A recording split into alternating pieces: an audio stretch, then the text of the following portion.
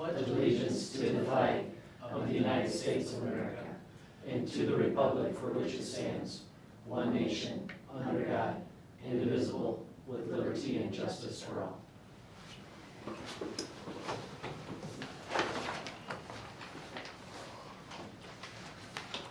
Okay, any changes or additions to the agenda, which is fairly lengthy? I just have one update. You probably saw in there, mock trial, volunteer advisors. Apologize for not having Shane Mayer and Jen Whippert as our two mock trial advisors, so that's my only change, only addition. And then the additional list of bills that I sent out quite late this afternoon, but you do have a copy in front of you as well. Okay, any others? Is there a motion to approve the agenda with those additions? So, second. Motion second to approve the agenda with those additions. All in favor signify by saying aye. Aye. Opposed, motion carried. Minutes of past meetings, financial report, summary list of bills, including this evening's additional ones. Jackie, when I looked through the list of bills, I saw some that were dated into June for like baseball officials, et cetera, look like. Are you cutting Correct. checks early to So- get ahead of the game? Correct, so what you're typically signing off on those sheets we were just talking about, you're doing the same thing. It's just not included in our list of bills like that. It's passed because I'm not sure how she didn't post or did post it, but I have the checks cut in with Mr. Cruz so that he's ready and able to give those out, especially since it's summer. Oh, so he can pay them as they complete the That's game. how it works with Okay. the umpires and officials, so. Okay, that's fine. Yep.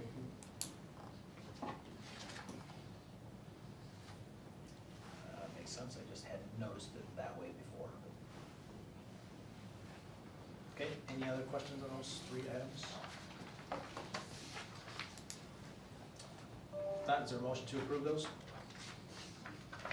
So moved. Second. A motion second to approve the minutes of past meetings, financial report, and summary list of bills, including the additional ones handed out by Jackie this evening. All in favor signify by saying aye. Aye. Opposed, motion carried. Recognition, congratulations to staff, students, and community. I would like to, I don't have anything printed for you, but I would just like to recognize our students and families for their strong finish since our last board meeting with the distance learning. Would really like to recognize our teachers that were in for professional development from the, what was it, the 18th to the 28th or 20, those 2 weeks. Had some really great conversations, really good collaboration and planning for the start of the next school year. So those two groups specifically, you know, I'll have some high five recognitions. I just didn't get a chance to compile those, but when I put the update after tonight's meeting out to everybody, I'll make sure I have a list of those high fives over the course of the last month. So. Okay. That's good. Any others? Communication, public participation on non-agenda items. Jackie, did you receive any requests? I did not. I haven't seen any other requests to address the board. Move on to correspondence. So in your packet, I had 4 documents for you, one from ISB, one from ISEA, in regards to just kind of the contract language, and then last would have been Friday, a week ago Friday. Department of Management had a special session of the Revenue Estimating Conference, so you can see kind of a summary from ISFIS, so the Iowa School Finance Information Services, and you can see that, as expected, a lot of those were downward projections, especially as we look forward into FY '21, which will start officially July 1. So it also included estimate there on sales tax dollars. We just got something this morning from Matt Gillespie. I didn't even read it yet. Yep, so I will forward that on to the board, you guys can read that kind of update as far as the financial indicators are concerned. And then my message to Representative Wills, since the legislature is meeting in special session, asking for some protections for us as a school district and all of Iowa Public Schools as we return to play and then return to summer activities and return to learn next fall. So nothing was passed, but there's a host of bills for consideration. So I'll just kind of keep everybody updated on that, what ultimately comes out of the session now.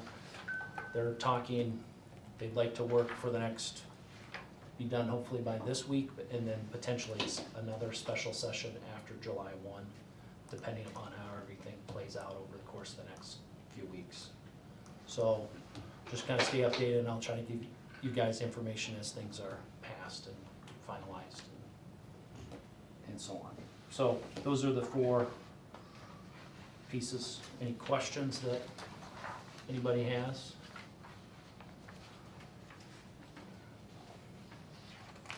Oh. I'll move on to reports then. Principal's report should be under superintendent, I apologize. Okay. Principals, anything, Steve or Jason? Okay. Jackie, Nothing, thank board you. members? Brent, you're up. You bet. So I'll just call your attention to, I think it's page 30 of the packet. Number 2, you know, after last month's board meeting, you know, I wanted to make sure I apologize for any miscommunication, stress, and damage to the school's climate and culture as a result of the miscommunication on my end to fairly and clearly communicate to the school board and the teachers and the community about the first week of school closure being waived as a statement that I made in professional development. I think it was on the 23rd or 24th. As B says there, in my rush to do what I felt was best, I've made decisions and statements that were not properly vetted and communicated, and I violated the core values and collective commitments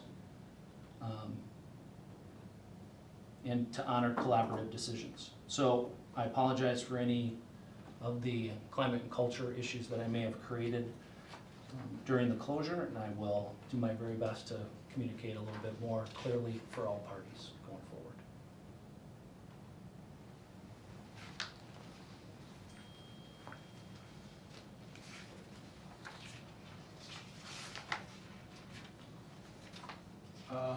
Okay, any other reports? Move on to old business, consider the Meyer Electric quote for the LED lighting projects. So just kind of continue on in the packet then. We did receive quotes for the 68 building and the activity center. And then reviewing the Pepple Save capital outlay budget with Jackie today. The $54,000, 530 for the 68 building, and then the additional $25,000 for the activity center is a little bit over what we had budgeted at $75,000 for this year. Correct. But looking at the project, we had originally budgeted 3 years for $75,000. We think we'll be able to do both projects in 2 years instead of 3 years. So this one would be phase 1 instead of splitting the activity center out and doing it in year 2 or year 3. So bids came back a little bit better than what we had anticipated. In addition, as the memo states, the estimate is from Missouri River that immediately upon completion, we'll be able to recuperate about $20,000 in rebates for the upgrades to LED versus what we currently have. So that was just for the 68 building. I don't have a good estimate for the rebates for the activity center. But if we're using a similar type of percentage, you know, about a or excuse me, about a 40% savings on rebates. And from our original estimate, savings of about $50,000.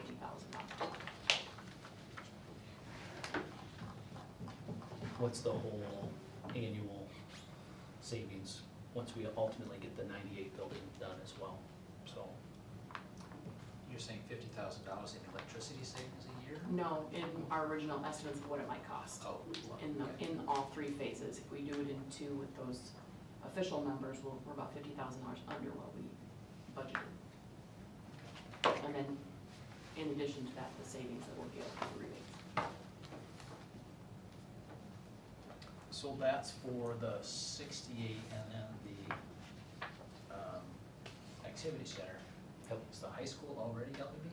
no, so the 98 building would be, again, an estimate is $97,000 for this entire wing. Steve's not comfortable doing that project this summer, simply because we've already got the construction in 68 building. Yeah. And with everything that's going on, we can't really, justify doing both projects all in 1 year. It's more than, a little bit too much to bite on. And if they're not, they got the estimates to us a little late, we'd be under a really big push to get everything done in 8 weeks, 10 weeks by the time school starts in the fall.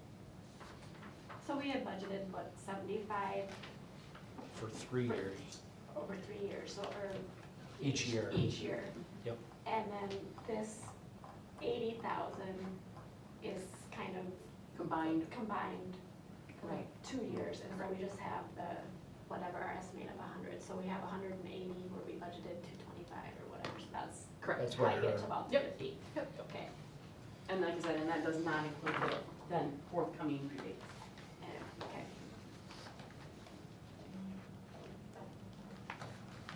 So nice project, if you really looked at the bid there, our elementary classrooms are gonna be equipped with some dimmer switches. If you were to walk through some of those 68 buildings during the day, you would see that maybe half the lights are turned off. Some classrooms have some coverings on it to keep the lights lower. By putting dimmer switches, especially in the elementary, it'll give teachers that control and then hopefully save some of the lighting costs in addition to already improving the efficiency. Don't see a lot of those types of lighting, creative lighting in the 7th through 12th building. So we're not planning on putting dimmer switches in the 7th through 12th grade classrooms. It's just, for whatever reason, it's a phenomenon in our elementary. One of the things that I talked about with Brent that I think I've mentioned to around the board table before is the elementary gym, once that new floor got put in and those walls got painted, it's always just felt dark to me. So I think we'll maybe take some measurements and see where that comes out versus like acceptable standards. So that cost would be, to add any lights there would be on top. Correct. We would authorize tonight, right? Yep, another thing that Steve and I talked about is maybe painting the white that's above what was newly painted purple and yellow. So Steve said he painted that over 10 years ago himself. So the same crew that's coming in to paint all the facilities in that 68 building, we're gonna get a quote for that. And then Steve did talk to Meyer about bringing those lights down from a ceiling roof height to below that beam structure to hopefully improve the shadows and the reflection that we're getting right now. And then, like you said, if we do a couple of those things, maybe needing to add a couple more fixtures.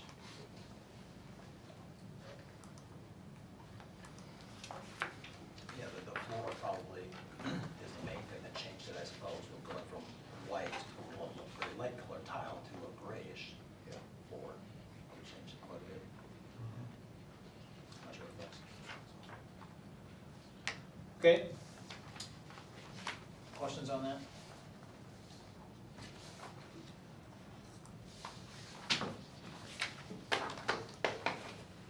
Is there a motion to approve? Okay, so this is for both the 68 and the activity center. That's what you want us to- That's what I am recommending. Okay. But doesn't it include the cafeteria? Is that what? It does. It does, Yep, it includes the gymnasium. it does. Yep. Okay. It would just be, Just no improvements. Oh, to- no. No additional If we're doing fixtures, anything no- different. Okay, just going from what's there to LED, okay. and then lowering them from Yep. the ceiling height to below the beam structure. And when would this be done? So if you approve it now, they're gonna get started because they're already here working Okay. on the project and for the restrooms and locker rooms, so theoretically, they could start tomorrow. So it's 54 plus 25, so approximately $80,000. Correct. Okay, is there a motion to approve those bids for the 68 and the activity center? I'll make that motion. Second? A motion second to approve the bid from Wayne Meyer for LED lighting in the 1968 edition and the activity center. All in favor signify by saying aye. Aye. Opposed, motion carried. New business, consider waiving 5 contract days for teachers for the 2019-20 year. Like I mentioned in the report, I had made that verbal commitment to staff. We met as a personnel committee with Kelly and Christy and Chris Wright. Very positive, productive meeting. So, again, my recommendation to waive those 5 days and move on to next school year, 2020, 2021. Questions? Make a motion to approve those. Second? A motion second to approve the waiving of the 5 days for 5 contract days in 2019 and 20. All in favor signify by saying aye. Aye. Opposed? Motion carried. Consider 2020-21 calendar amendment. So with the return to learn and the governor's proclamation, the start date has been waived for the Monday after the state fair. So if the board would like to consider alternatives, what I've included in the packet, what was approved in March with an August 26th start date versus 2 other options. Option 2 that's in there does not necessarily have a spring break. All the makeup days would come after the final scheduled day on Thursday, May 20th. We'd have the potential of 10 makeup days, and then any of the subsequent days we would try to capture with a distance learning, or what the state calls a continuous learning model. Option 3 would be building in a spring break, the week of March 15th through the 19th. And as the first bullet says there, it would be a flexible spring break. So it would be the like the 8th, 9th, 10th days of either snow makeup or COVID-related closure makeup time. And then we would really promote and try to encourage families to take their spring breaks during that time frame. But again, if we get beyond 11 makeup days, then we would be in a required continuous learning model. I do have another option.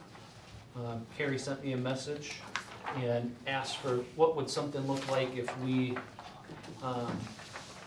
maybe did not necessarily have a week-long spring break, but maybe during that same time frame in March, we did just a really long weekend,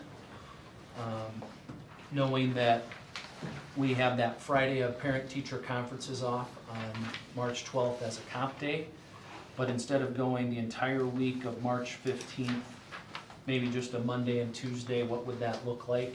So I just put this together a couple hours ago. We could finish on a Friday the 21st And then we would use maybe that 15th and 16th still as flexible makeup days, but they would be the last two. So again, capturing a couple more days, being done a week early. If we start a week early, the 21st would be the final day. The other thing that changes in this calendar versus the other ones, the Easter holiday, we would not have the Monday after Easter off. So in order to be done on a Friday,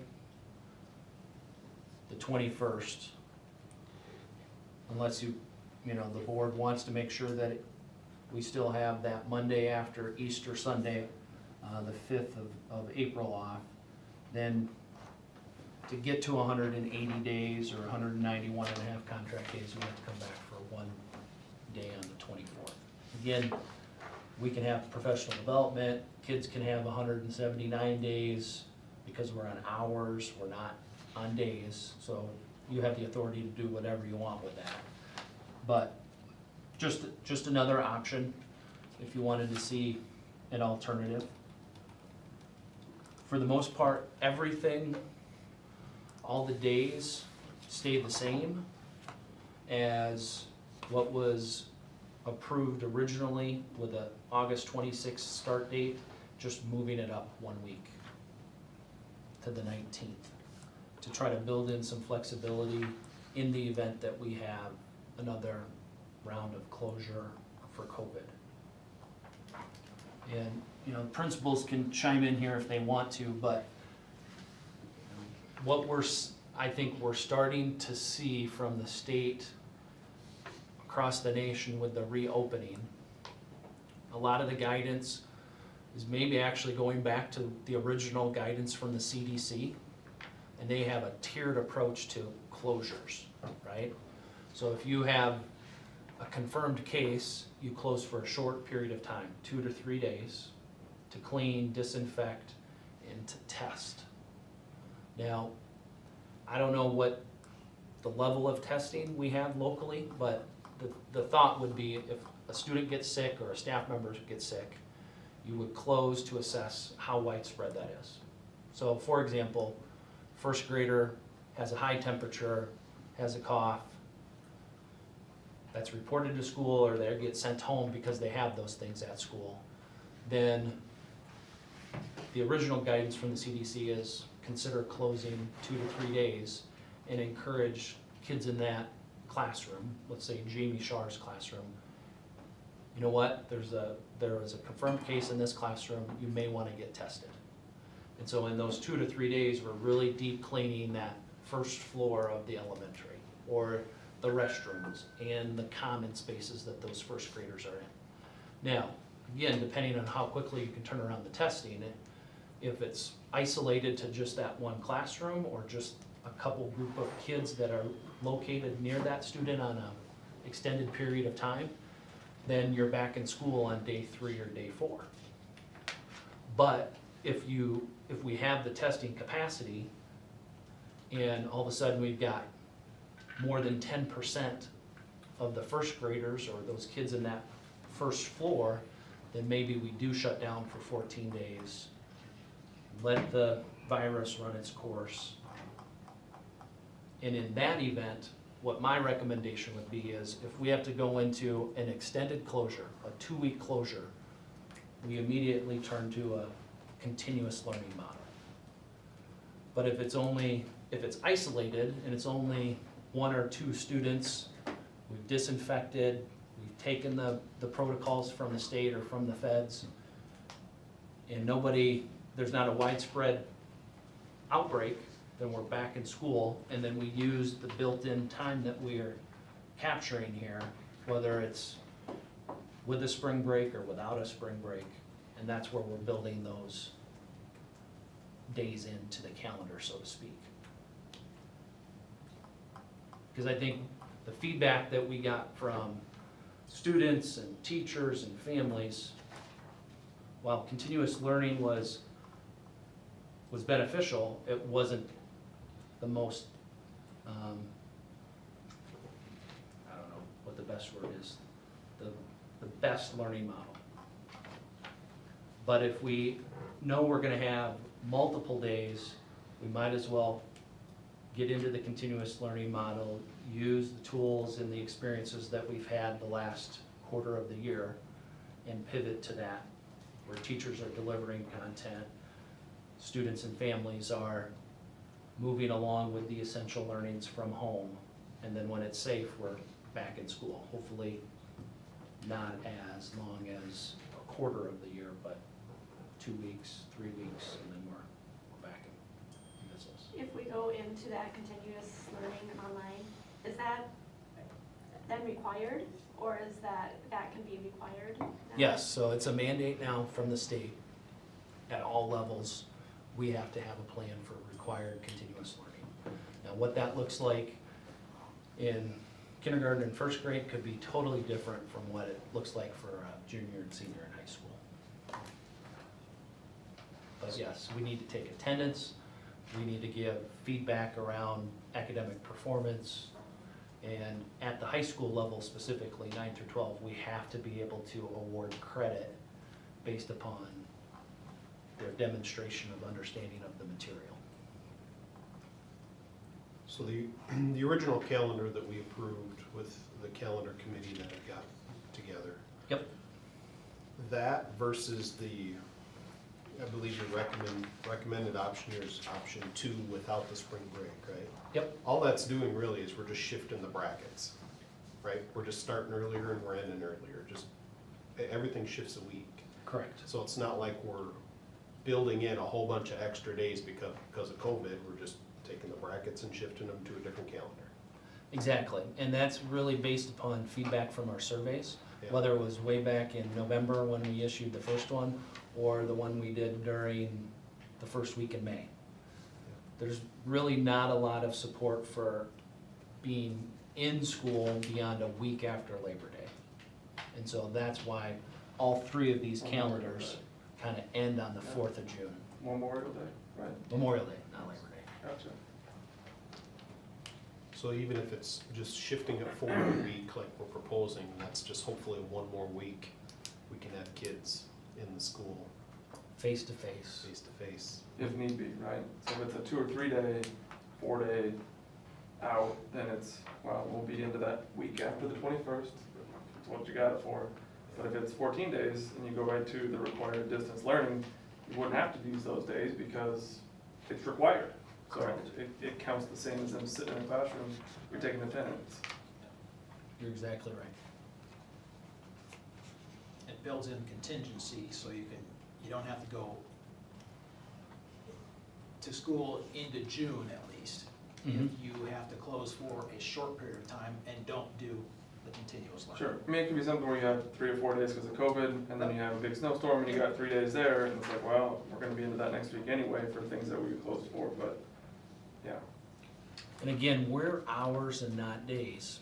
So if you're looking on any of these, we're really also building in an additional buffer, because the minimum is 1,080 hours.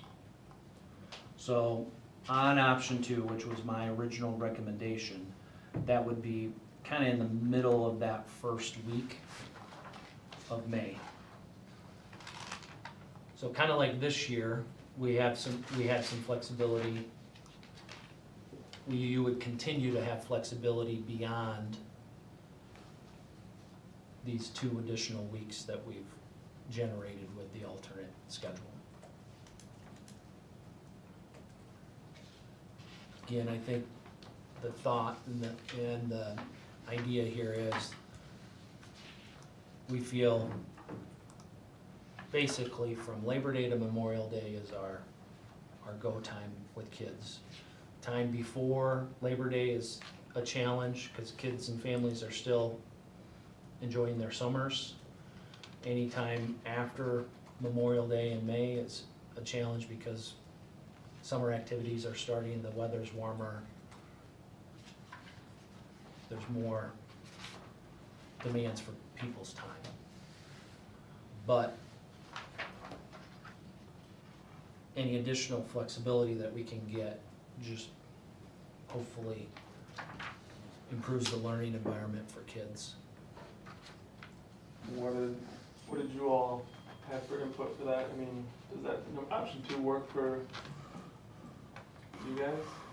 Yeah, the majority of our members. Oh, yeah, I guess that's how we Yep. like to phrase that, so. What are we doing with the employees with those flexible personal development days that are moved up a week now? Yep, If they so, have so the vacations or, one on the 14th essentially is, instead of us building in time when all staff are here for work time in their classroom, getting your room ready and stuff like that, my message to staff will be, starting the week of the 10th, whenever it works for you, come in and get your room ready. But on the 17th and 18th, your principal or I, we're gonna have meetings scheduled as far as professional development or mandatory training for the health and safety of kids. There's gonna be meetings from 8 to 4 that Monday and Tuesday. And that flexible PD day is the day that traditionally teachers have had to get their rooms ready that have been spread out over those 3 days. so 17th and 18th really aren't 17th, flexible then? no, they're not, it's just the 14th. In that, So if somebody has a vacation that 17th and 18th planned, were we gonna work with them around that, or what do we have to do there now?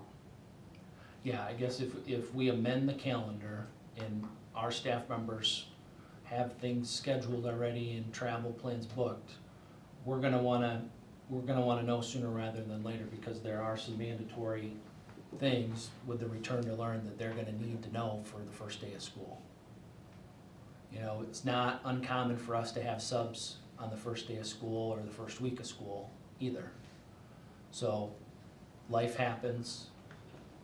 You know, a lot of times, you know, teachers are moving their kids into college anyways. And so if that happens, that's why they have their leave. Whether it's personal or it's unpaid or what have you.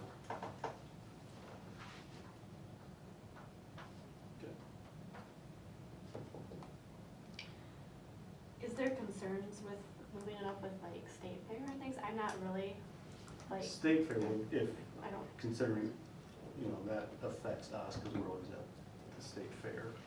And that would be that opening weekend, which, yeah, usually we're back by so that when does Wednesday. when is the state fair?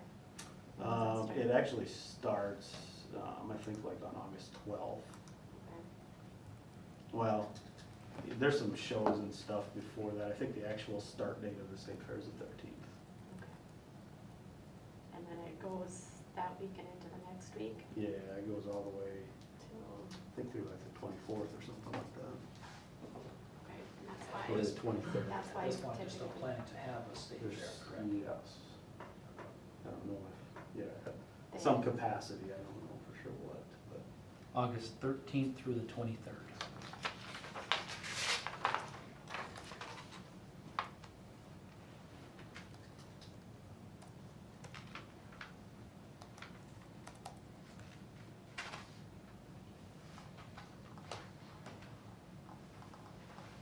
And so do we know like how many teachers that would affect? Would that affect some teachers? We haven't, nobody's, I haven't reached out to them.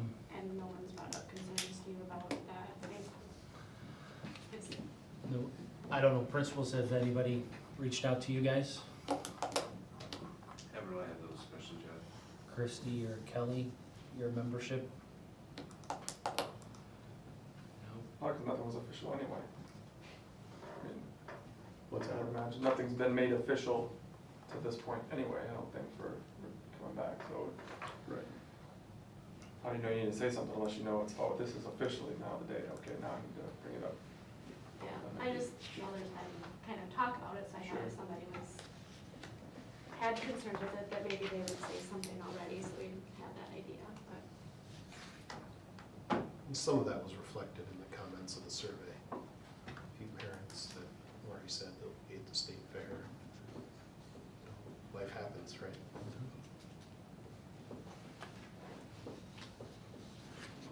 But we don't know whether, We don't know the fair is on or off. We just know Lyon County Fair is not gonna be held in its traditional fashion. Correct. You know, it's going to be limited. Yeah, there's not gonna be a lot of the community events, there's gonna be a lot of the shows and stuff like that. Kids can bring their projects to be judged and stuff like that, but they're not gonna exactly have them on display for people. They're gonna do the livestock shows and stuff like that, but there's gonna be. pretty small audience probably too. Yeah, quite a kind few of the limitations. limited. At this point in time, it's pretty limited. Isn't it, they bring it in, have the judge take it back home? Yeah. Pretty much. That's fine. Yep. Yeah, like the livestock and stuff like that, we bring them in pretty much that day and bring them home tonight. Yeah, that's what I thought it was. And I think the social distancing, mass gathering, 50%, you know, could change between now and then, but I think that's what prompted a lot of those decisions from the fair board. Yep.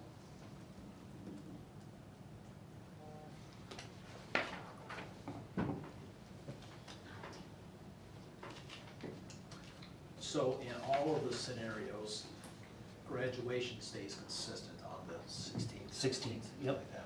So do we know if there is a COVID closure, will those days, will seniors be required to make those days up? We probably don't know the answer to that yet. It would all- Snow days, they are not Correct. typically. Correct. It all comes down to the hours. So the 1,080 hours, if we can guarantee that for our seniors, then we're fine. If we can't guarantee those 1,080 hours, Seniors would be 5 days less than that though, wouldn't it? so, yeah, you're exactly right. So normal, non-seniors is 180 days and seniors is 175, if I remember right, correct?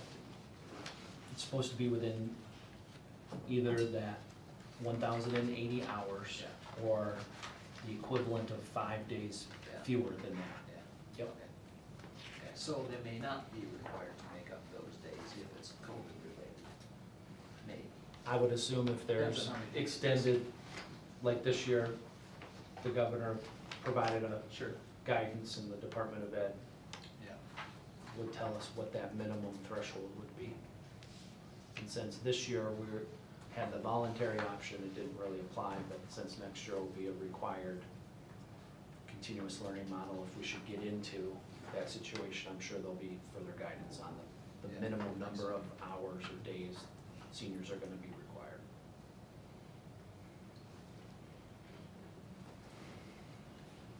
Okay, so has your recommendation changed, or are you still leaning toward, would you still recommend the second option? I would still recommend the second option, but yeah, it's the board's decision, what they would like to do. So is the third option, is that maybe the least popular, would you say, or is that what some I'm people? not in favor of adding in Adding. spring break days, because for a lot of families, that week's not gonna work in their schedule anyway, if they do take a trip.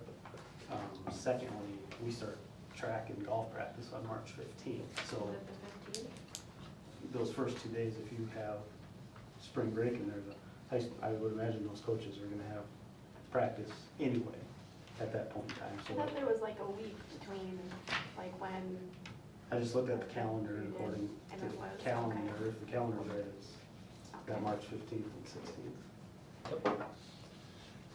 So we could move, I mean, if a spring break's important to people, like you said, But it's not gonna be able to hit everybody, whatever week we put it on. correct. If you wanted to quote-unquote create a dead week in the spring, my recommendation would be to move it up to that first week in March. But then you still got state basketball and boys and girls that. Yep, so the boys' state basketball tournament would be that week of March 1 through 5. Well, next year, that's the girls' state basketball. Is that what you, That's what the calendar had. Is that first week of March is the girls and the second week is boys. and then the 15th already, Starts practice. okay, because yeah, generally I thought there was a week. Yeah, there would, in there. if you don't make the state tournament, then, Yeah, obviously they get a couple weeks off, Okay, but okay. Okay, hopefully eventually we're lucky enough to We play well enough. get down there again. Yep. Well, I guess I'd be up for option two. I mean, I don't think this spring break is I mean, I've worked in school districts where there has been one, but I guess we're school year, we didn't have one. I'm not tied into having to have one, so, We've gone without one for so long, I don't know that we have to yeah. yeah. build that's one true. in, just, Like I mean, I understand the flexibility part of it where you can say, you know what? In October, we were closed for 4 days because we had to clean everything and because there was a case or whatever. Well, now we don't have a spring break and the end day's still May 21. So we'll just, can't, X those out right away so everybody knows we're gonna be in school, but I don't know. It's easy to. I know it's just my opinion too, but I'm not opposed to starting August 26th either, just for the fact that you get into the middle to the end of August when we're gonna start and it's 90-degree weather. You get into the first week of June and we're gonna have 60, 70-degree weather once in a while. Now, obviously, this last week's been a little bit of just blows my theory out of the water, but there's been years, plenty of years that it's a lot cooler in June than it is in August, so. I think the con of that is that it gets really hard on staff to teach the younger kids when they want to be outside when the weather's nice too. There's both ways.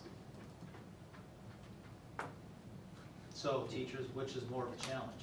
Is it more of a challenge to keep students engaged in August or more of a challenge to keep them engaged in late May?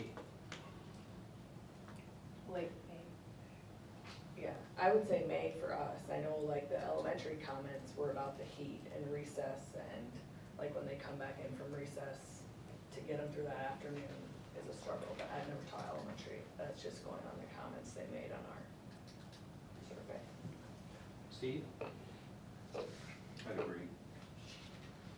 So more challenging to teach in May versus starting earlier in August. Our members said they didn't want to start too early in August because of what Kelly just shared. But the majority of our members were okay with starting on the 19th. Not every single one of them, but a vast majority was okay with it. Well, it seems like the advantage of doing that is you build in some contingency at the end of the year if we do have closures for whatever reason. And we, keep in mind, we used to start before, about 3 years ago, we used to start every year on the 19th, 20th, thereabouts, right? It was always during the second week of the fair. Yeah. Which is why the rule came into effect that you could start until Right. The Monday the after. Monday after. Because then certain schools started moving up to the week before the fair. Sure. But the vast majority of schools, it was the week after the first weekend of the fair, kind of like what this calendar proposes. So families that wanted to go to the fair could get that first weekend of the fair, knowing that the fair starts on the 13th. Could go down if you wanted to, and then school would start the middle of the following week. With COVID, is it likely that, I know the state fair isn't for sure, I could hear earlier. but that it's kind of like our Lyon County Fair where it's not really 3 or 4 full days, where it's more you go down for a day or two instead of the extended time. I mean, it's probably a crystal ball at this point. It is, potentially, the difficult part of that is like with us, when you bring livestock down And there, you're 5 hours away from home and Yeah, like we show pigs, so you have breeding on Monday and you have the market show on Tuesday. Well, if you have breeding pigs on Monday, you gotta bring them home. We're 5 hours away from home, you bring them home and then drive back. yeah, no, So that's Yeah. so I don't know, that's I some of the mean- things that they've got to consider, because right. there's been talk that it is limited days and stuff like that, but it's difficult because Lyon County, we can do it because we're all half an hour from home. Yeah. If I had to guess, the trend is to open, right, and to return to some sense of normalcy. And so I think if we're using the last couple weeks as a gauge for where we're headed in the future, you know, I would say it's maybe more likely that we're gonna have the fair at the state level than it is we won't. Even as cases might increase, the testing and the beds available have maybe caught up to the capacity concerns that we had a month ago or 2 months ago.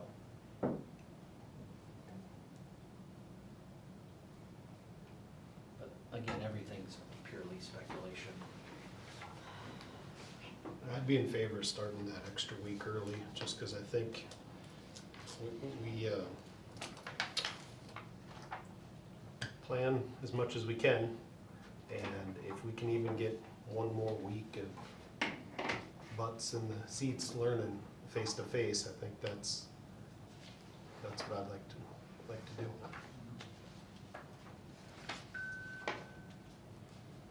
So, is that a motion? I'll make the motion to start on the 19th, option 2. Plan for the worst, hope for the best. Yes. Yeah, right. So with no spring break, so Right. the second option in this, in the Correct. handout, there's not a handout, okay? I'll second. So we have motion second to approve the calendar option of starting August 19th with no spring break as the option presented in the second option in our handout. All in favor signify by saying aye. Aye. Opposed, motion carried.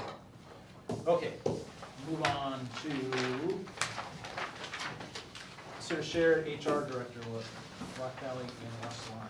So this is a continuation of what we started this year. Amanda Jorth shared, basically, we have her services 1 day a week. Other days she's at Rock Valley or West Lyon. This year, if approved, we'll not only receive the supplemental operational sharing dollars, but a year from now, in the FY '22, we'll also receive that. So it's $35,000. And we're paying about $12,800 or something close to that. So it's like a net 22. It's a 12-month contract, right? She Yep. works year-round. Yep, so she was in today, working on handbooks and she had met with the principals, I think, on Thursday or Friday last week, and working on student handbooks, faculty handbooks. Even got the athletic constitution to look at our coaches' handbooks and stuff, so. Speaking of which, sorry to be off topic, but the handbook that we have that I believe is specifically called Coach's Handbook. Yep.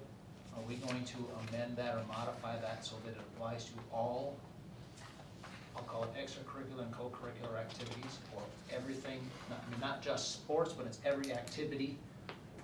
I can look into it. Yeah, I have a conversation with Jason. Following up on the one concern that I mentioned to you last year, Jason, Yep. essentially doing that, so that we make sure that we're consistent of how we supervise students, for example, and et cetera. Yep. So make it an activities handbook and not necessarily just an athletic Yes. coach's handbook. Yes, yes.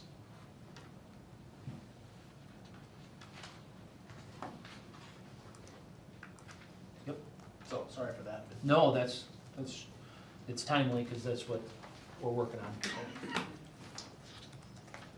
So, again, my recommendation is to renew that contract. Okay, questions, concerns? I'll make a motion to approve the contract. Second. Have a motion and second to approve the contract for the shared HR director position. All in favor signify by saying aye. Aye. Opposed, motion carried. Consider transportation director contract with GLR. This would be a new sharing agreement. Would, as the memo states, would generate the same operational sharing dollars as the HR position. But since this is a position we already have, it would, in year one, generate approximately $35,000 in reimbursement for Jeremy's salary. And then in year two, we would generate an additional $35,000 in operational sharing dollars. So while we would essentially be losing Jeremy's services for a portion of his day or week,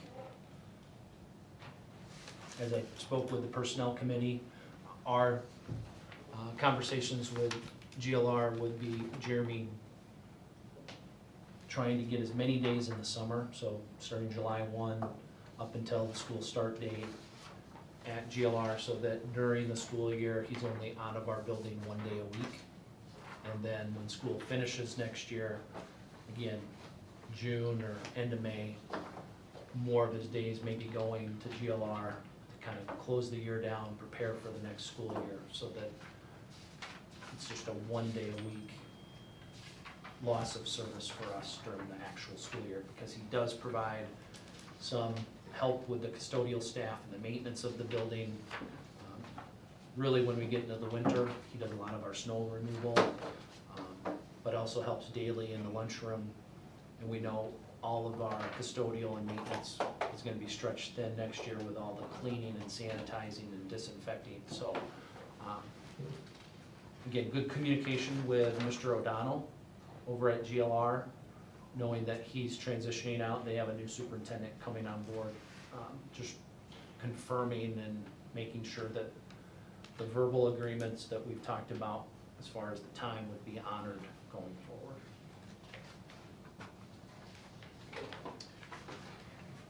I understand this correctly, that the position is tied to Jeremy being in that position? So if something happens to Jeremy that he leaves for whatever reason, that the contract at that point could at least potentially become null and void? Correct. Yep.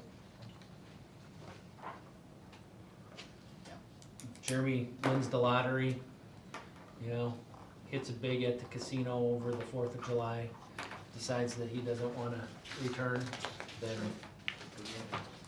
our priority will be to find a suitable replacement, and then if it works as far as sharing goes, we'll try to make it work, but they have a quote-unquote transportation coordinator, that essentially is the boots on the ground over there. And then Jeremy's really trying to take care of the systems and the protocols, so that either that transportation coordinator or the superintendent don't have to do the heavy lifting. He can put together the routes to make them as most efficient as possible. He can help really organize any of their state reports, get them on a really sound financial model like we have with the rotational spending, get their fleet up to a place where they're more comfortable. A lot of those systems and procedures, and not necessarily the day-to-day maintenance or the day-to-day work that any transportation director has to do. Did GLR approve the contract yet? They have a version of it, so their board meeting's next Monday. If we approve, then they'll approve, because we would be the host of the contract.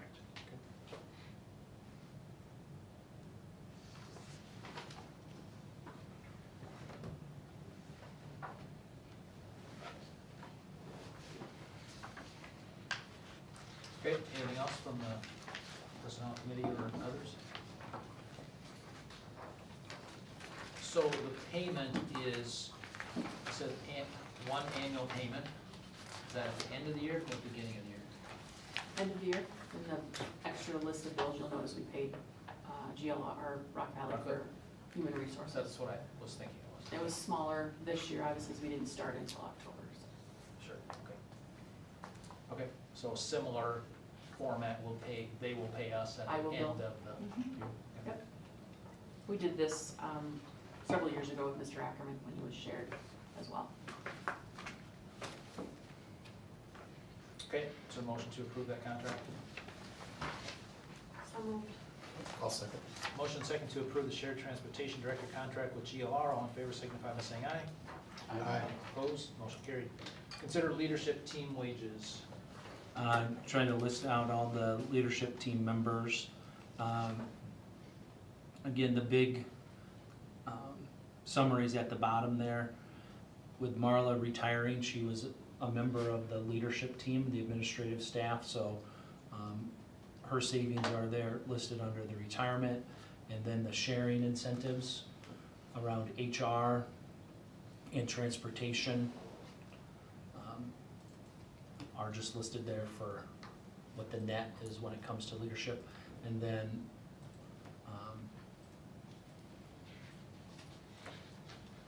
I'm recommending a special meeting later in the month. We need to figure out kind of include my evaluation from the board's perspective that would ultimately complete the leadership team total salary and compensation package. But otherwise, Jackie, Steve, Jason, Mr. Harmon, Dan Cruz, Curtis, Jeff Cruz, Jeremy, and Jeff Jager are kind of that leadership team group or administrative group that would have the salaries, and then in parentheses are the percent increases.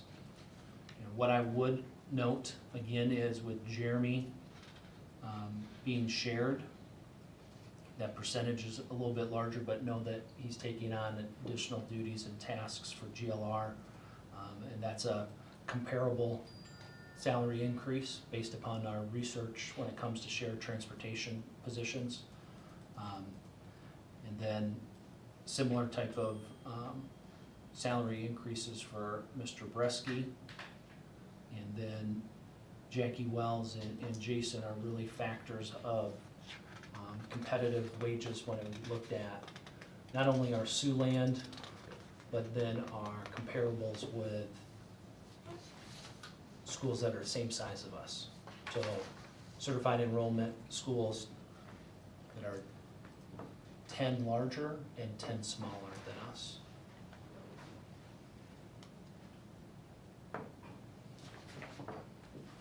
Okay, questions? So that's considering moving into next year, that's an overall decrease of approximately $41,000.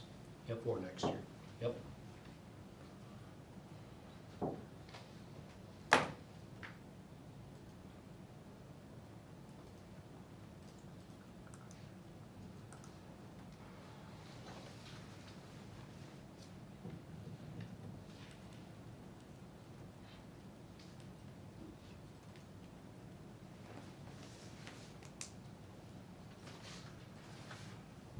Great discussion, all right. Well, I would make a motion to I guess, approve those. I don't have any qualms about that, and we met an extended session last month about some of that, so I don't have any further questions or anything, but I would make a motion to approve at that rate. Second. I have motion second to approve leadership team wages as listed. All in favor signify by saying aye. Aye. Opposed? Motion carried. Item F, consider change order the 1968 restroom, locker room, remodel with decking and steel. And let's take, you want to take the second one with that as well, the kitchen vent hood? Yes, so you can see the itemized list of for Wilchin for the steel, and then an estimate of approximately $40,000 for a hood, and then that would also include the kitchen equipment in the high school concession stand, knowing that 7th and 8th graders are going to be eating downstairs next year, so we're adding approximately 120 students downstairs. Darcia's concern is, you know, maintaining a good quality product for students, especially 7 through 12, that are going to be consuming larger amounts than our elementary, and wanting to make sure that it's warm and it's safe, because if we can take care of those two things, our hope is that kids will eat more lunch and less junk. So, we met today, Jackie and I kind of reviewed the budget, and again, whether it's the nutrition fund for the equipment or it's the PEPAL save for the actual physical construction demolition, there's funding there for the project.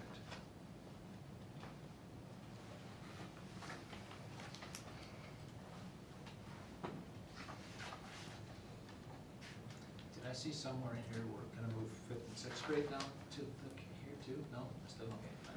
So 5th and 6th grade would stay upstairs, just the 7th and 8th grade down here.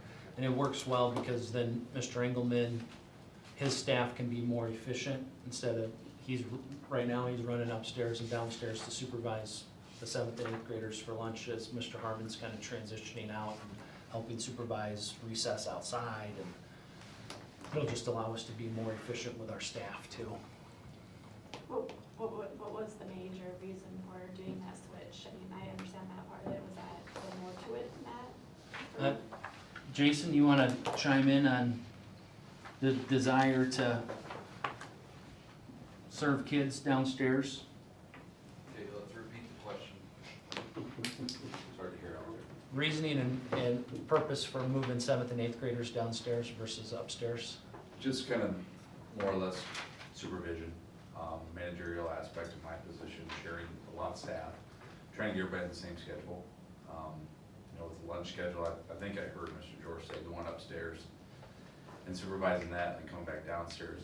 Inevitably, I missed the high school lunch, which is okay from time to time, but I'd like to be maybe more Present. interacting and present with those kids, instead of being split two different places.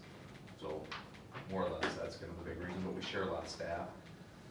So it's nice to be all on the same schedule and kind of operating in the same fashion instead of having a few split time frames where we're just out of sorts, so. 7th and 8th will use this office now too, which will be different. Yes, 7th and 8th grade will use this office, which works a little bit better because they're in activities. So a lot of things end up coming down this way for activities, whether it's purchase orders or physicals, you know, with Dan Cruz down here too. We can collaborate a little bit easier and kind of have more of a centralized location for documents and paperwork as well as the funds. So it's just a little bit simpler that way. Take a little bit of pressure off the elementary too, because they have a lot more students up there, plus, you know, anything with medical needs or, you know, I know Brenda's working hard up there, but we can assist with take some pressure off of that office too. So again, as we're transitioning with our office staff too, just trying to, you know, maximize Amy and Rhonda is really our primary secretaries, and then Ina Fey is, depending upon the time of the day, she's shifting back and forth. You know, the plan right now is for her to start her day in the elementary, because that's where we're getting the bulk of the phone calls for sick and changes in a daily schedule.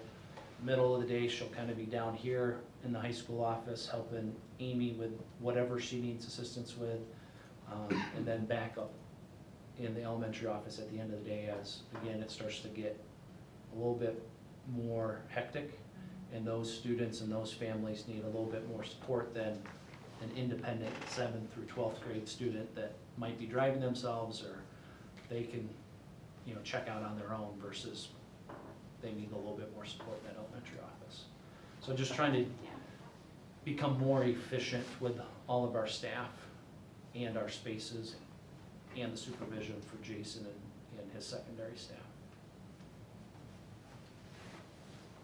Has it been broken out, real quick, just thinking if you have 7th graders and 12th graders possibly in the same area, I don't know, has it been scheduled out for what the rotation looks like for there? I mean, Yeah, I'm gonna have a 7th grade outer next year, yeah. just trying to think ahead a little bit on who they're gonna be sitting by and what other things might transpire. Yep, we've been working hard on that schedule up until this last couple days, so the schedule, kind of run 4 different lunches. 7th and 8th grade would still have their own lunch, and we actually do have some separation time. So we are gonna try to minimize the number of interactions we have with high school students in the hallway if we can. Sure. So we gotta be intentional about what hallways we're using. But the bell schedule will be very similar with the exception of 2 periods, which are around lunchtime. So, yeah, but a lot of things, the kids already know to come down here for some of the exploratories. It'll be pretty much just a shift in office. situation, but they already go to some of the classes downstairs, so they should know kind of where to go, and hopefully we can get an open house night to begin the school year and kind of get that transition phase, since we were not afforded that opportunity with COVID. Yeah, I mean, their 7th and 8th graders have band, choir, or excuse me, band's over here, but choir, art, Music as exploratory, and the 8th graders have their exploratories down in the north end as well. career tech ed. Yep. So they're already coming through here. They're Yep. already intermingling with the 9th or 12th grade. Counseling But- services are already downstairs too with Mrs. Harmon. Yep. For 7 through 12. Lunch, we're gonna keep them segregated though. Yep. And as we think about lunch and the social distancing and what that might look like or may not look like, having them in the 2 different spaces might give us a little bit better distancing. So, So like this kitchen hood then, is that, like, does that come out of our save and that, or is that out of the hot lunch? So the equipment, the hood, the 6-burner range, the double oven would come out of nutrition. Okay. So it'd only be the construction, demolition, the labor. So that $40,000 mark isn't all a part of the PEPAL save. Okay. Just like the project upstairs, you know, the new freezers that we're getting are not a part of the project. But the kind of estimate I got from the mechanical engineer was a total project cost. And so, since he sent it late last week, he hasn't been able to get me an itemized what will be exactly a part of the PEPAL save. But as far as, we had a construction meeting today, the contractors that are part of our current project are willing to take this on and think they can get it done by August 19th when we have our first lunch. Okay. So the big question will be, can we get the equipment and can we get it installed? But as far as the demolition and them getting that space ready, definitely. Okay. So we won't have any disruption, at least the equipment that's in there won't necessarily be any different if we need to start the year in our current situation. So we'll still be able to serve kids out of there, and just fingers crossed we can get the stuff and get it installed. Otherwise, we'll still be able to serve, and just, we'd like to be able to have everything nice and neat by the 19th. And the bathrooms then, are they, think they'll be done by the August 19th? So that, yeah, fingers crossed, we're, you know, knock on wood, we're a little ahead of schedule right now. And maybe if we have time, I can take you guys through there so you can kind of see exactly where we're at, but the priorities are the locker room space, again, because of their relation and connection to the kitchen. And so those will be done, they're scheduled to be done by the 1st of August, total completion by the 1st of August. Since we are ahead of schedule, that first floor restroom is looking like it will be done by the first day of school. The question mark is the 2nd floor restroom. Because as you guys just approved, all of the change order when it came to the structural beam and all the new decking and all the steel, that's really the 2nd floor. So we were able to prep and get everything on that first floor really done, except for installing that beam. So now the tile guys are here. They finished the boys' restroom for the most part. They're about halfway done with the girls' restroom. They're gonna move downstairs to that first floor. So it's really the tile, because it just takes time for the tile and the grout and for it to cure and all that stuff. So our whole thing has been, our youngest learners need the bathroom worse than anybody. And if the locker rooms are ready, the 2nd, 3rd, and 4th graders, they can just walk down to the gym to go to the bathroom, or they can walk down the 4th and 5th grade hallway, or the 5th and 6th grade hallway and go to those new restrooms that they finished last year. It's a little inconvenient, but the priority is that first floor, because we know those little ones are gonna need the bathroom. I can attest to that. So there, again, knock on wood, we're ahead of schedule. The beam and the steel work that was done has moved well. There hasn't been any other surprises other than those couple things. And the tile guys they were here on Saturday and worked until 4:30. Took Sunday off and they were right back in this morning by 7:30. So the tile guys are pushing. And then once they get the boys' restroom done, then they're gonna send a second crew just to grout. So the guys that are setting the tile are just setting the tile. And then if they're pushing to get that second crew just to be the grout crew, and they'll just follow them through the whole project.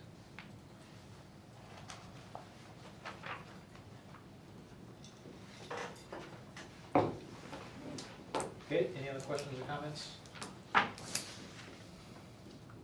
Is there a desire to take F and G separately, otherwise we'll take one motion to approve both of those? I'll make the motion to approve both change orders, items F and G. Second. Motion second to approve the two change orders listed as items F and G. All in favor signify by saying aye. Aye. Opposed, motion carried. H, consider food service bids. So Darcia's got in there for you the dairy, I think I got them out of order, the dairy and the bakery bids. So dairy, we only received one back after submitting to 3 different. And Dean Dairy is the same company we've been working with for the last couple of years. And then the bakery bids, sent to 3 as well. Casey's, Sunshine, and Bimbo. And Casey's is the one we currently have this year. They also got the low bid again for this next school year. The interesting note here between Casey's and Sunshine is that Sunshine's bid is for Casey's product. Sure. And then Bimbo or Old Home out of Sioux Falls did not return a bid. Didn't we try them for a part of the year this Couple- year or last year? Couple years ago, Darcia said her very first year, And- Bimbo did get the bid, and she wasn't very happy. And so, last year, Casey's got the bid. Took over. And I think we switched it after a few months only, Could be, that's what I'm thinking, yeah. but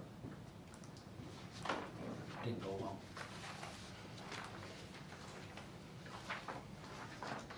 Okay, comments? It's a motion to approve the food service bids. so moved. Second? Motion second to approve the food service bids as listed. All in favor signify by saying aye. Aye. Opposed, motion carried. Consider meal prices. Page 70 of the packet has Darcia's recommendations. She kind of clarified a couple of these. You'll notice that 2019-2020 meal prices and then the 2020-2021 prices. It really appears that there's a 10-cent increase for lunch when in reality there's only a couple grade levels that are going up. So it'd be the kindergarten through 4th grade is up 10 cents, but it stays the same for 5th and 6th grade. So it's that one same price in that elementary kitchen. And then same thing as 7th and 8th graders transition downstairs into the high school kitchen. Their price goes up 10 cents, but it's the same as what this year's 9th through 12th grade is. Okay, so those lunch prices for about half the students, half the student body is increasing 10 cents. Again, David asked, are those mandatory increases? They're not mandatory increases. So if you guys would prefer to stay at the lower price, you know, if you wanted it to stay at $2.15 for kindergarten through 6th grade, you could keep it at $2.15. If you wanted to keep it at $2.25 for 7 through 12, that would be a decrease for those 9 through 12th grade kids and families. You're totally within your rights to do that. There's no USDA or Iowa minimums when it comes to those lunch prices. Jackie, I'm looking at you thinking at one point, and this is a few years ago probably, we had to increase lunch prices because we were below some minimum. I'm gonna say yes, I don't remember specifically. but I'm gonna plead ignorance I think because you're right, but yeah. I gotta for sure. I was thinking. my we had- involvement in the hot lunch fund has been Yeah. fairly Yeah. minimal, so. Okay. Did that have something to do with the meals we were providing Kids Club? You could be correct. Where we had to charge them a certain price? You're right, we did have to charge them a certain price, and I think, I don't remember. Yeah. But yeah, it was, something was tied into along with that, yes. Something that we were charging them the adult price or something like that, I don't remember exactly what it was, but Yeah. something, yeah. And that was mainly where my comments were coming from, Brent, so, but no, I'm fine with these. Okay. Is there a minimum that we do have to charge, and we're just above that, or a little bit, or added, or something, or? I don't know what that threshold, I have the document that has the generator for the prices, but I Is don't the know. idea for the hot lunch fund to cover the cost of the food to serve them? I mean, it's not a revenue generator. Correct. I would say it's just sort of a, cover the cost of the food and what it takes to get it prepared and so on and so on. And the labor But- costs and, Right. yep. And things like the equipment that we just bought. Sure, yeah, so Those that too. those types of things. It all gets factored in there. I mean, as a general rule, if you look over the history of our lunch fund, it's grown some amount. In general, it's trended upward. Our balance has trended upward over the last 5 to 10 years. Sure, but we'll have an expense when you buy a 6-stove burner. Yeah. comes Yeah, out of there. absolutely, So, it does. And yes, we have not had a lot of expenses for equipment types of things in the last 5 to 10 years. Some, yes. This is maybe one of the bigger ticket items that we've had recently, that I recall anyway. So, I mean, I think it's reasonable. I think our balance is somewhere in the just over $200,000 range, something like that. You're exactly right, yep. So it's a healthy balance, but a healthy balance is okay as long as we're not, A, gouging people, which I don't think this is gouging by any means. And we're not, it can't be a profit maker. I mean, we can't take money from there and put it in a general fund, for example, to Right. pay expenses.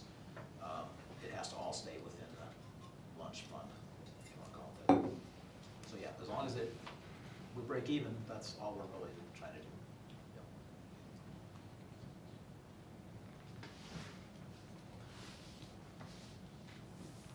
Questions? Not, is there a motion to approve the meal prices as listed? I'll make a motion to approve. I'll second. Motion second to approve the meal prices as listed. All in favor signify by saying aye. Opposed, motion carried. Consider mid-sewer opportunity agreement. Like the memo says, that same agreement, identical to what was approved a year ago. This is us providing transportation for Head Start. I didn't get any clarification from Mr. Sproke. We operate their bus essentially. Right. and what I read in here, it was the same as last year, what I, Yeah. We increased to try and cover our costs a little bit more 3 years ago, and that's helped significantly. We charge them for repairs and other things on the bus that we normally weren't before, so it can remain the same. It's doing what it needs to do. then I'll make a motion to approve the transportation with Head Start. Second. A motion second to approve the mid-sewer opportunity transportation agreement. All in favor signify by saying aye. Aye. Opposed, motion carried. Consider annual appointments. I'm sorry, fuel bids first. I apologize, I should have had that removed because Jeremy verbally told me, but I didn't get anything in writing. So we'll have to table that. Okay, so motion to table that. So moved. Second. Motion second to table the fuel bids, all in favor signify by saying aye. Aye. Opposed, motion carried. Consider annual appointments now. So the memo says, Jackie Wells is board secretary treasurer, Randy Wagmeister, district legal counsel. Investigators, level 1 would be Steve Harmon and Jason Engelman, depending upon the age of the student. Level 2, again, Kate Gerber in the elementary, Jessica Harmon. They would also serve as the suicide coordinators for their respective student bodies. And then if we need to get to level 3, would be my recommendation to use the Lyon County Sheriff's Department. I don't have a specific name. We do not need to list a specific name. That's consistent with what we've done in the past, correct? Yep. We haven't listed a specific name there either. Correct. And then myself as affirmative action, equity, Title IX, and 504 coordinator.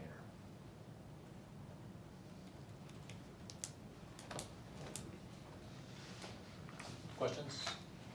Motion to approve those appointments? So moved. Second. Motion second to approve the annual appointments as listed, all in favor signify by saying aye. Aye. Opposed, motion carried. Consider revision in school policies. Summary is included for your review, and then I listed 17, 18, and 19, consolidating the 500 series into either policies in the 700 series that have to deal with transportation or accounting, and listing specifically the student vehicle use just in the student handbook.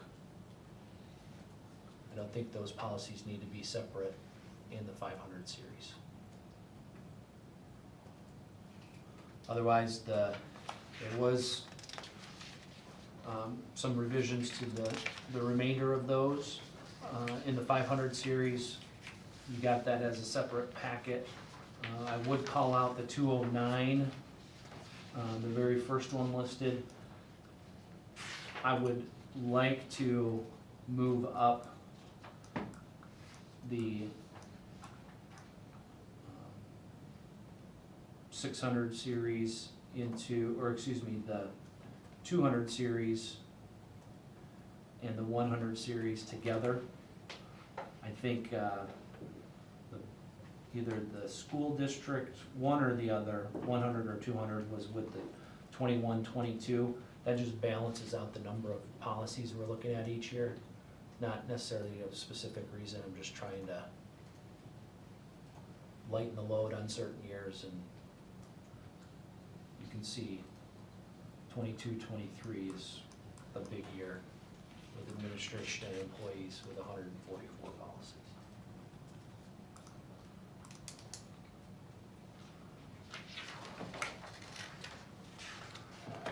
Is there a desire to have a first reading and a second reading next month, or otherwise we can waive the second reading, which we have at times at least done in the past? So consider that one, someone makes a motion. I would be fine with waiving it in my opinion. On top of policies, that's not agreed.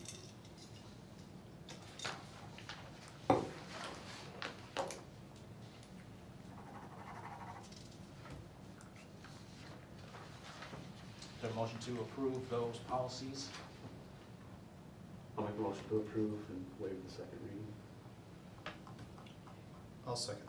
A motion and second to approve the policies as listed and waive the second reading. All in favor signify by saying aye. Aye. Opposed, motion carried. Personnel. We probably take all those together as far as I'm concerned. Yep, like I said, the only change there is Shane Mayer and Jen Whippert as our mock trial volunteer advisors.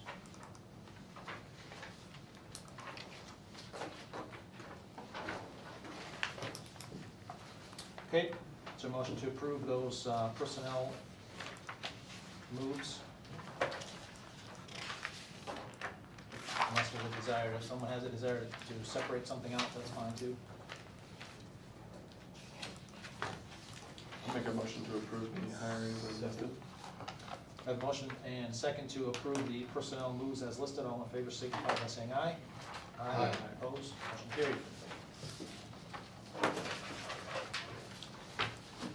Announcements, dates to remember. I just highlight that our first softball game is a week from tonight down at Sheldon. And then our first home baseball game will be on Tuesday, a week from tomorrow, here versus Okoboji. Jason and I are going to set up a meeting with Melissa Stilson to discuss commencement and make sure we're following all the protocols for commencement exercises, either this week or next week, to make sure we can communicate that to all their seniors and their families and such. And then I would also, I should note, Monday the 22nd, I didn't put it on here, Monday, June 22nd will be when we host our one home softball game in Rock Rapids. So that'll be against MOC Floyd Valley on the 22nd, and it'll just be a softball game that night. Didn't work because of the COVID situation for us to do both the baseball and softball game on the same night with the same team, and so on and so forth, so. Clarification on your Thursday, July 16th for prom. Thank you. And then next regular school board meeting would be July 13th.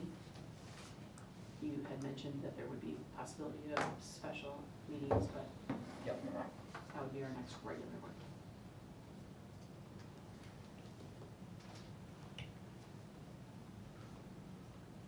So while we're talking about dates, as you're looking into the future, I would like for the board to have a look at the final draft of the return to learn plan and for there to be approval of it, knowing that we might need to revisit it in August, right before we come back to school, in light of developments.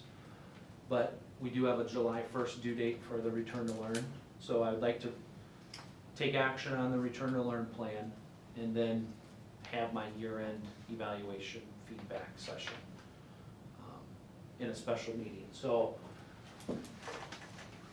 I don't care, whenever works for you guys, but I think the closer we can get to the end of the month, the better. So either the week of the 22nd or the 29th, Monday the 29th.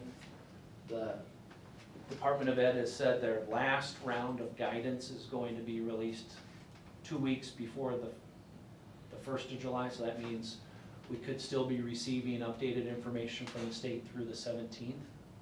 So I don't think it does us any good to meet before the 22nd, because I'm gonna need some time. Our return to learn team's gonna need some time to take that final series of guidance and update the plan. So as you guys look at your calendars, the week of the 22nd, could we meet the 22nd or the 29th to keep it consistent on Mondays?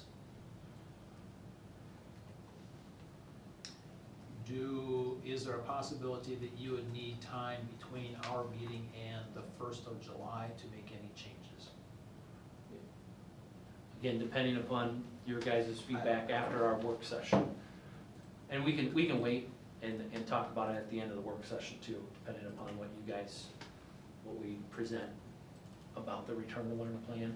It's the most recent information that I have from the state, but. How about if we plan for the 22nd? Mondays we'll have freshman softball. I'd say that is the only That is the only home game, so just remember if you wanted to maybe go earlier, I don't know how long it'll take or. Yeah, I guess that would be over by our normal meeting time, our freshman game. I don't know What our, about- I was gonna say, yeah, I was thinking, what if we had the meeting earlier at like 4? I know, like, if there's not a, I don't know. That's when there is. Yeah, I know, but I'm saying like when if there's a time on a Monday or on one other thing where there isn't a game, So that'd be open like at 4 or 5 o'clock to, so later. Tuesday or Wednesday. Sure. Yep. Yeah, I'm not fussed about what day it is. So the baseball, softball schedule for that week. I don't know So, that anyone has any freshman or JV baseball, do they? I don't think so. I'm probably the only one that has softball. so the 25th is a Thursday. There's no softball that night. But there is a varsity baseball game at Sioux Center, or freshman varsity. But if we wanted to go earlier in the day, Scott, I think you're the only one that's got a baseball player, right? Yep.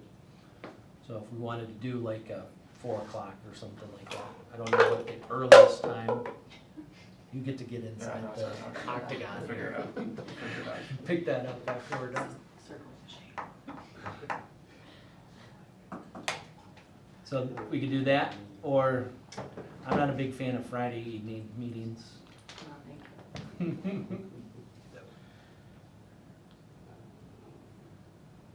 Yeah, I'd be alright with the 25th at, 4 or 5 o'clock, something like that, I can make that work. I don't know if you got travel or That's the center, so be done by 6:30, so. when do And, we I have, mean, I we think have an the end 20 time then?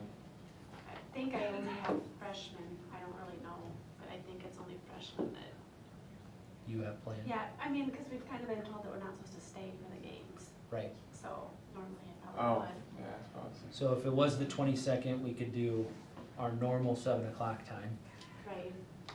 because there's no But that- baseball that night. But There's- that is our only home that's Softball. what we- softball game, so it'd be Yeah. nice to be able to, all of us, at least get there for something. And I'll want to be there with Dan to help supervise.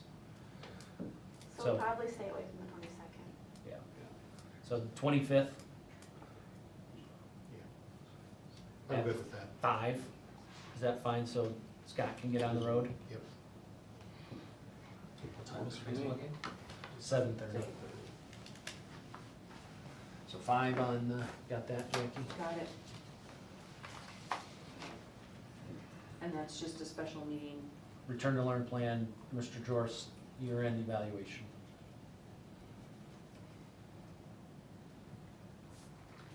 So with graduation, is that kind of what Siouxland is doing? Are most of those in June? Is that Some are done, summer done? some have them scheduled in this month. That won't work for me. 25th won't. I may be in the cities that day.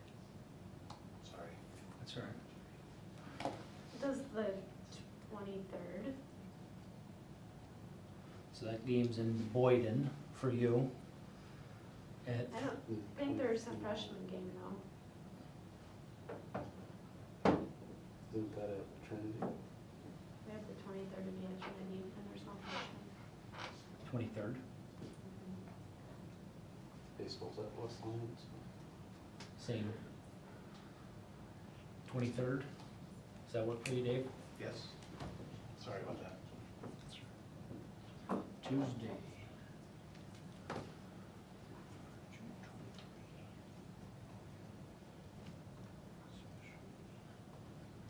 Okay.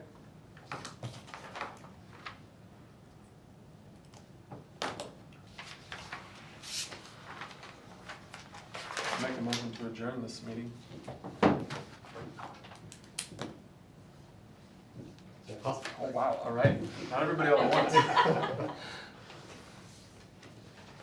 Was there a second? Or Yeah, just- second. We're all just hanging out? Pick one.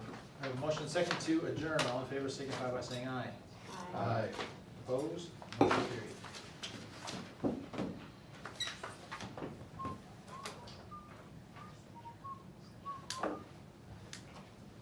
We gotta sign stuff? or- We do.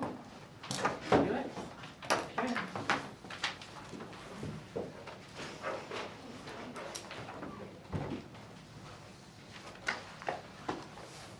Is it real for this one? It is a little. Okay.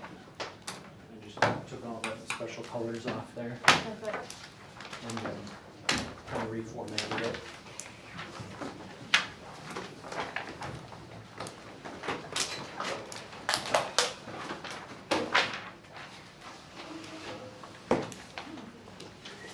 Thank you.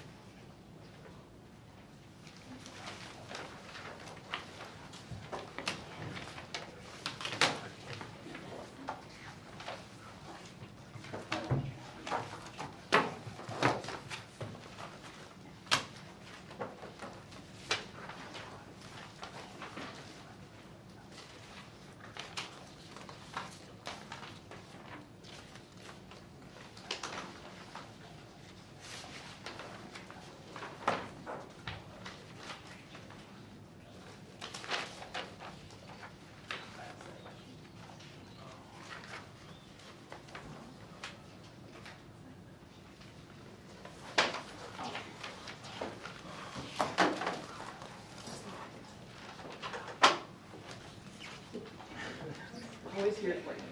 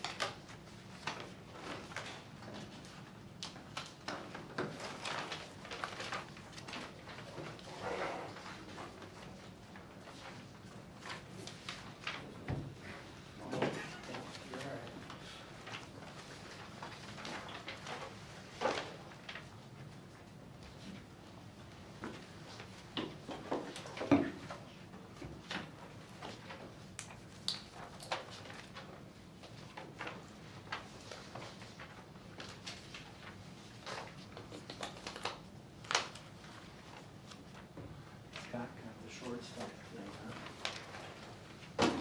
Busy. J through M just wasn't a whole lot.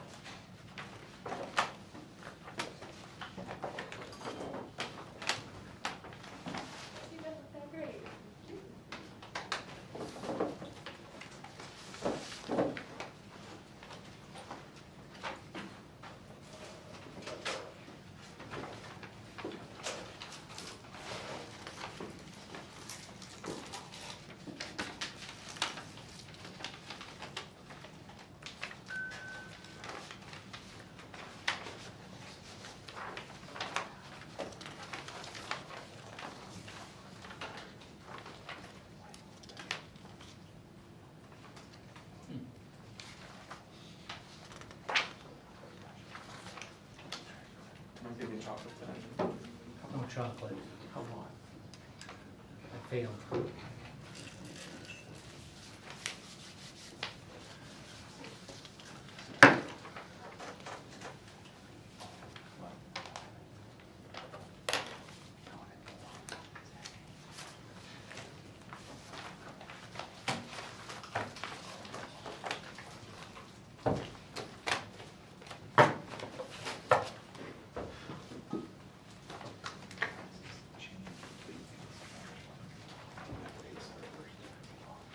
Oh, that one you just gotta graze over.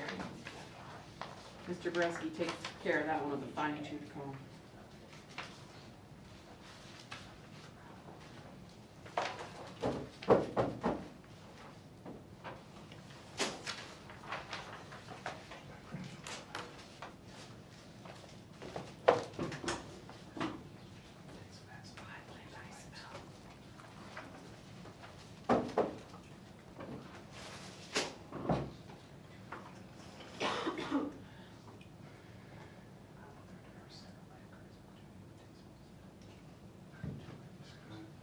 Are people doing any work? Did any of our people do any work?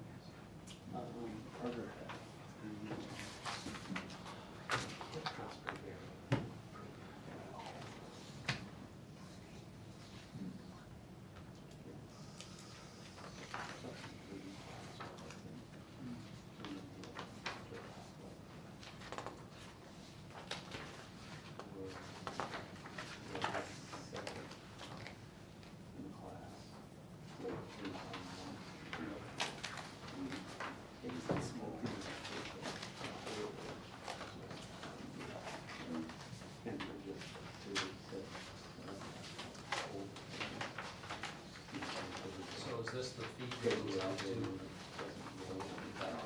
Yep. You need to, because this is just an extension of our public meeting. So, yep. Unlike last It's not week. recording, it doesn't look like, is it? Yeah. Yeah, it is. Oh, it is? It's These have feeding colors. live to YouTube. Sure. But it'll be saved there And it'll be somewhere. I was saved just there. looking at one of those things that didn't look like it was Yeah. record with a no, but. So like last month, since it was a strategy session, it's exempt. If we want to go into closed session at our special meeting for my evaluation, that's something I can request, or we can have it public too, doesn't matter. It's at the, whatever the board wants, or whatever the employee who's having that conversation. Sure. But if we meet just in a work session, or even if we're not taking action, it still needs to be available. Okay, so I gave you two documents as far as Return to Learn is concerned. You might remember at our main meeting, I gave you two additional documents. One was just a one-pager front and back from the state, and then the second was like a 40-page supporting document. What the state has done now is create a website, and I've just given you the very high-level overview from the state in terms of its guidance, and as they've termed it, deliverables you must respond to in your plan, okay? So, for example, leadership and infrastructure is just things to consider. But for health and safety, we have to deliver resources on how to support the health and safety of teachers, staff, students, and families. Does that make sense as far as that document is concerned? So if you take that 40-page chart that the state initially created, and you boil it down to just the highest level of information, that's what the one pager is front and back. So during our closure, we had a leadership team of about 20 staff members that dug into that supporting document before this was even created from the state. and started to build and draft this document that you have here, okay? So when I said earlier that the state said their guidance and supporting documents and resources will not be finalized until 2 weeks before the 1st of July when the plan is submitted, meaning they're still having webinars, they're still putting out more stuff on that website for schools to consider as they write their own personal plan, okay? So the plan that we have here, that has to be really detailed, is for the required distance learning, or what the state calls required continuous learning. The only thing that's really, has to be really, really specific is the health and safety for your on-site. Now, we have to submit a plan for remote learning, we have to submit a plan for on-site learning, and we have to submit a plan for hybrid learning. A little bit of both. The one that's really gonna get scrutinized and we're gonna get feedback on is the distance learning or the required continuous learning. So our instruction to our leadership team was, as you're writing your section of the plan, first look through the lens of the required continuous distance learning. And then this team of 5, the principals, Jeff from the tech department, Brenda from health and safety, and myself, we will take that required distance learning and apply it towards the on-site and the hybrid model. Now, they had conversations, the teacher team had conversations about all 3, but in our hour-long meetings, 45 minutes was just about the distance learning. And then the last 15 minutes of that meeting was hybrid or on-site. So that was kind of the structure of our meetings when we met during the professional development, okay? So as you start to dig into the plan, you kind of open it, you know, I added some stuff that I thought is important for us to all remember, and so that's where the guiding tenets, that's kind of mission, vision, values, our district goals. I presented that way back, I think in March. We might have had a special meeting, or maybe it was our April meeting. I wanted the state to see our location, so that's page 3. You know, you've got those different maps, but I think, you know, as I was reporting early on during the pandemic, it's important for the state to understand Lyon County is in the corner. And so they might be reporting what's going on in Polk and Dallas County and the Golden Circle around Des Moines, but we are more influenced by Sioux Falls, Worthington, Sioux City, where our regional population centers are. So I tried to kind of pull that out in the descriptor. Now, they're not gonna care one bit about that, but it's my opportunity to try to put that in there, okay? So, again, as we continue on page 4, really is just restating our guiding tenets. So it's our responsibility to fulfill our mission, provide an education the opportunity for all students to become productive lifelong learners, and to safeguard the health, safety, and well-being of students, staff in our community. And then the objectives are the district goals. Page 5 is the leadership. So you guys, the leadership team, and then the Return to Learn leadership team, you can see there is a good cross-section. Middle school, elementary, high school staff. You know, the only staff members we didn't have a part of the leadership team were support staff members. It's really because we didn't have the support staff members in during the 2-week time frame or at all during the closure.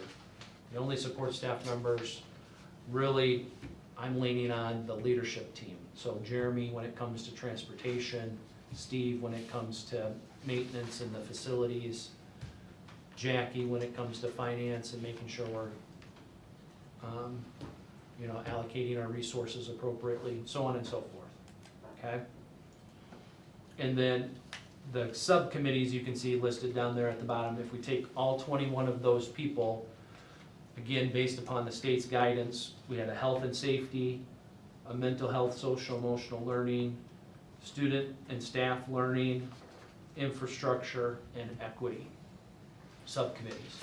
So when I said our hour-long meetings, these committees met for 45 minutes, and then we broke up and we had a representative from each one of those 5 different committees report out, this is what we talked about today, how does this apply to an on-site or a hybrid model, what are some things that we need to consider, what did you guys talk about, so when we came back the next day, we could bring back those questions and continue the conversation.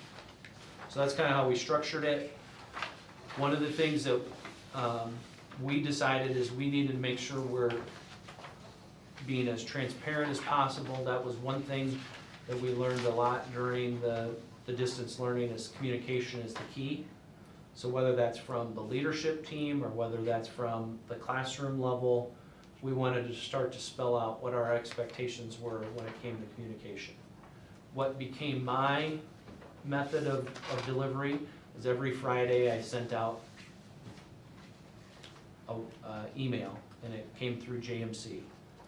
Now, we didn't necessarily get to spelling out specifically what principals were doing, but I know principals were leading building meetings on a weekly basis. They were meeting with teams. We were doing it all electronically, but we also know that classroom teachers were meeting individually with students at a minimum of 15 minutes. We need to follow that through and really document the communication in the event that we need to go back to that reality. And you'll see here, especially when Jason talks a little bit, there's some revised expectations for what that teaching and learning would look like. Okay? So that's kind of the preview, so to speak, of the plan. What I would like to do from this point is let each one of these kind of leaders of these different committees talk specifically about their section. And if you have questions, you know, just offer them up and we'll try to answer. But these guys are just gonna give you a very brief overview, okay? No more than 5 minutes, hopefully less than 5 minutes, okay? We sat here a week ago and we had like a 2-hour meeting, and we got like 45 minutes into it and we had to tell Brenda, you need to be done. So Brenda is a little chatty. So don't ask her too many questions because she'll have us here until after 10 o'clock. I can't help, my part is the most important. It is first for a reason, right? I will be quick, I promise. Okay. A lot of the nuts and the bolts still need to come into place. The Department of Education is working with the Department of Public Health to come out with more specific guidance to kind of help us figure out what an actual classroom looks like. So right now the CDC has some guidance for reopening schools, but it's very, very not realistic to actually play out in an actual classroom. So we're waiting for that guidance, hopefully soon. By the 17th, yeah. So a big part of it right now is we just talked about, well, what can we control? And so we've been, you know, ordering hand sanitizer when it comes available, and getting masks and getting things like that figured out, and figuring out different ways we can increase social distancing in those common areas like gyms. And maybe we look at starting the day out in the classrooms, not in the gym altogether. So that's kind of what we've been working on. But like I said, there's a lot of the nuts and the bolts that still need to be figured out once we get that guidance out. I don't know, is there anything specific that you guys want to know about health and safety?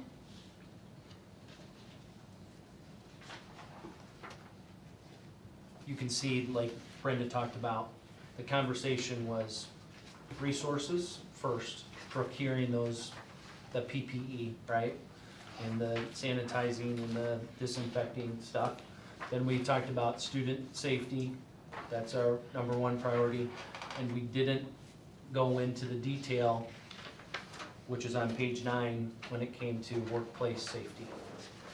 So that's where it's this executive committee's responsibility, but then Steve Bresky to help us with kind of what's this gonna look like, with the principals thinking about the entrances to their building, Darsha thinking about food service, food security, all that stuff.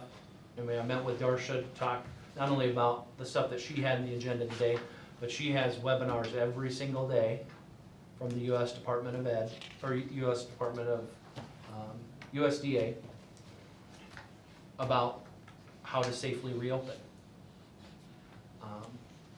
So, again, this is a plan, we're gonna do the best we can by July 1st, but knowing that we're gonna have to continually update it. Because the guidance that we have today could shift and change August 1st, or the second week of August, right before we come back. So. Okay?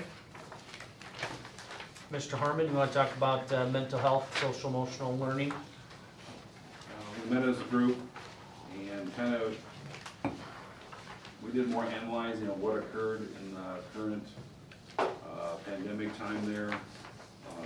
As far as you see on page 11, kind of a model that we identified before I get back to what's on page 10, is that inverted triangle or the MTSS application of services. And so once we got that as our core of what we needed to do, the first thing we thought that was very important to the plan is to identify all of our external resources that are listed on page 10.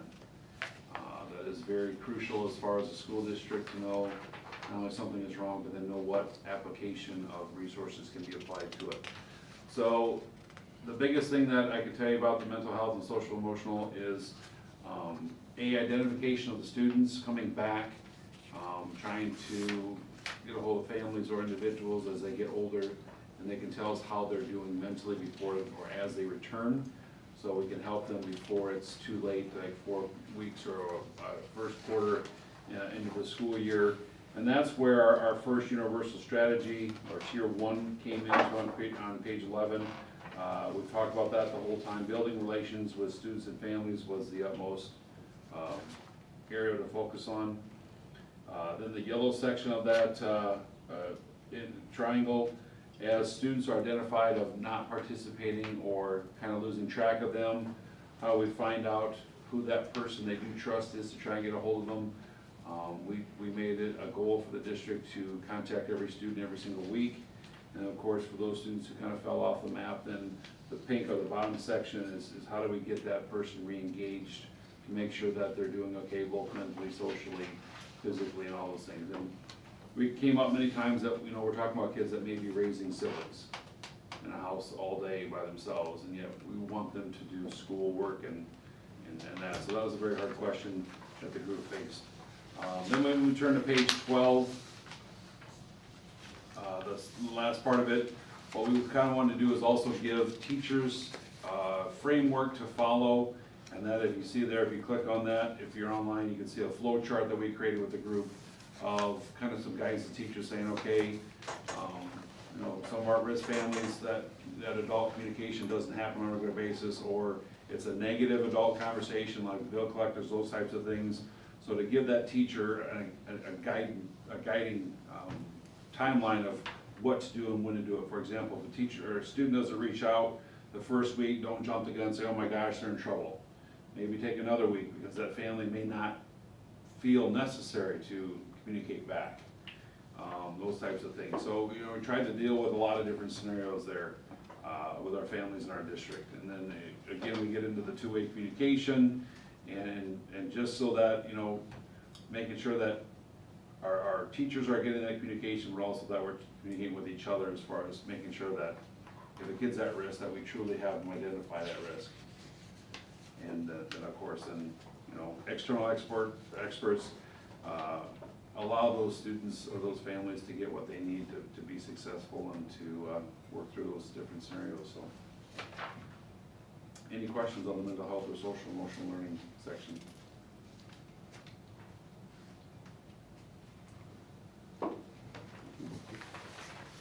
The state just last fall put out social emotional learning competencies for students.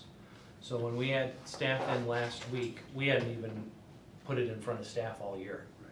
So printed those off, gave them the link, and that was one of their professional learning assignments, was to read there's 5 competencies that there's specific expectations or strategies that teachers can use at elementary, early elementary, upper elementary, middle school, and high school. And so they dove into those to learn a little bit more about them. Last week, we had a phone call with the AEA.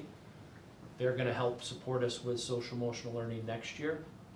Not just because of COVID, but because if you recall, the state mandates now, you have a mental health annual certification. Well, we wanted to do more than just that 1 hour online class. And so AEA is gonna help us with that, be a little bit more systemic, to provide some support for our kids and families.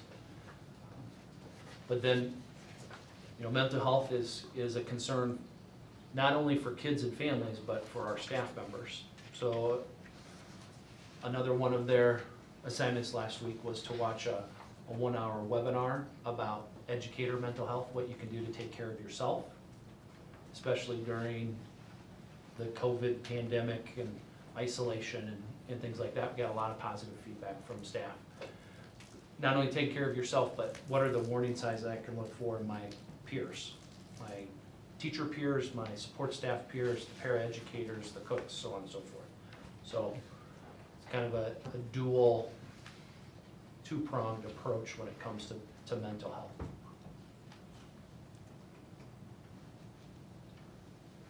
Jason, you want to talk about staff or student staff learning? You bet. This group, again, we focus with a lens on the required continuous learning, identifying obstacles that had occurred during the virtual learning experience, but understanding that that was in a volunteer umbrella, and this would be a required learning experience. So we went through and we thought, and you can kind of see here, and I'll go through this rather quickly, but we kind of identified maybe we need to hone in on a schedule. If we're gonna require learning, it'd be nice to have a schedule so we avoid overlapping teachers and overlapping classes. Become more consistent with the hours per day as far as required learning activities. If we operate on a normal learning day, whether it's a modified block schedule at the high school level, or we try to incorporate some other,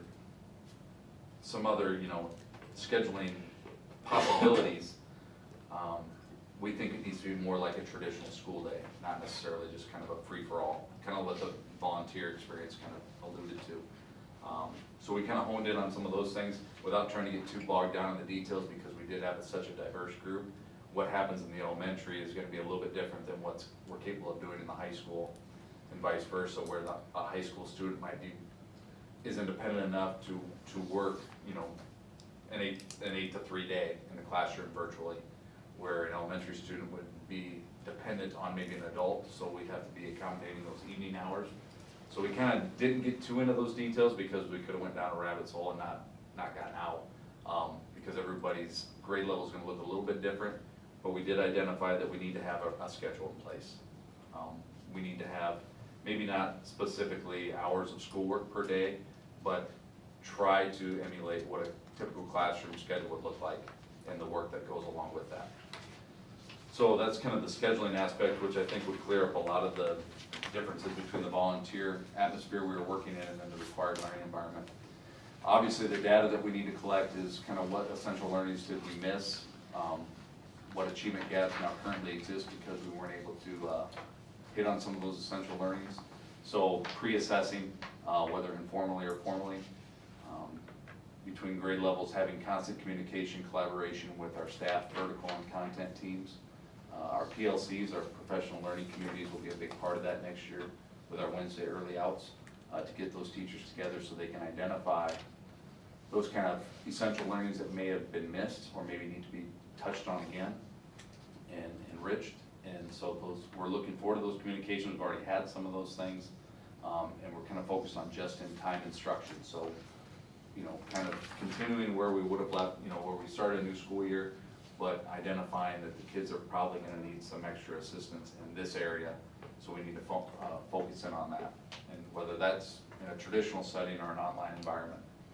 Kind of as Steve alluded to, some of the communication strategies, we really needed to streamline some of the programs that we're running and use those more effectively. We have JMC for kind of a more district-wide approach for messaging, but we have email service, we have the Microsoft Teams, which we thought worked pretty well. And again, more training is needed in some of those areas, as well as Canvas, especially at the, we do it pretty well in the upper levels, but I think the younger levels are becoming more familiar with that program, that learning management system. So providing training for not only the staff, but providing opportunities to train the parents as observers will be crucial moving forward in a required distance learning environment. So kind of focusing in on some of those ed tech programs and the online curriculums. We did a little bit of that, but again, we had such a disparity between grade levels, we didn't get too into those details. But you can see those listed there on page 14. Following up on that, I talked a little bit about PLCs, the curriculum instruction assessment. That's going to be an ongoing dialogue between the different content and vertical teams that we've established at the elementary, secondary, and district-wide. Professional development, the staff needs to continue to focus on kind of those acceleration playbooks as we talked about, where we're going to focus on kind of the big ideas and how we're going to assess those big ideas and develop more authentic assessments, et cetera. Because it is very, attendance, obviously, I should have touched on this earlier, attendance is a big part of the required learning environment. And we'll have to find a way to take attendance knowing that a high school student might not be at your 8 o'clock class because they're watching younger siblings. So it's asynchronous in some fashion, maybe more geared towards attendance based on work submitted, not necessarily you being online at that specific time. So again, a lot of details to be worked out before we submit our draft, but we had a lot of great dialogue on what we need to change in order for it to be a successful required learning environment, as opposed to, although successful, a virtual or a volunteer virtual environment. So if you have questions, shoot them my way.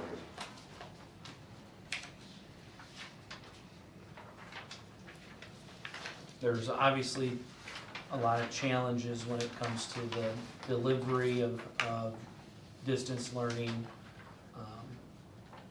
but it also presents opportunities. And so this is, when Jason refers to the acceleration playbook, this is where we're having those vertical conversations about, these are the essential learnings in literacy from kindergarten to 12th grade.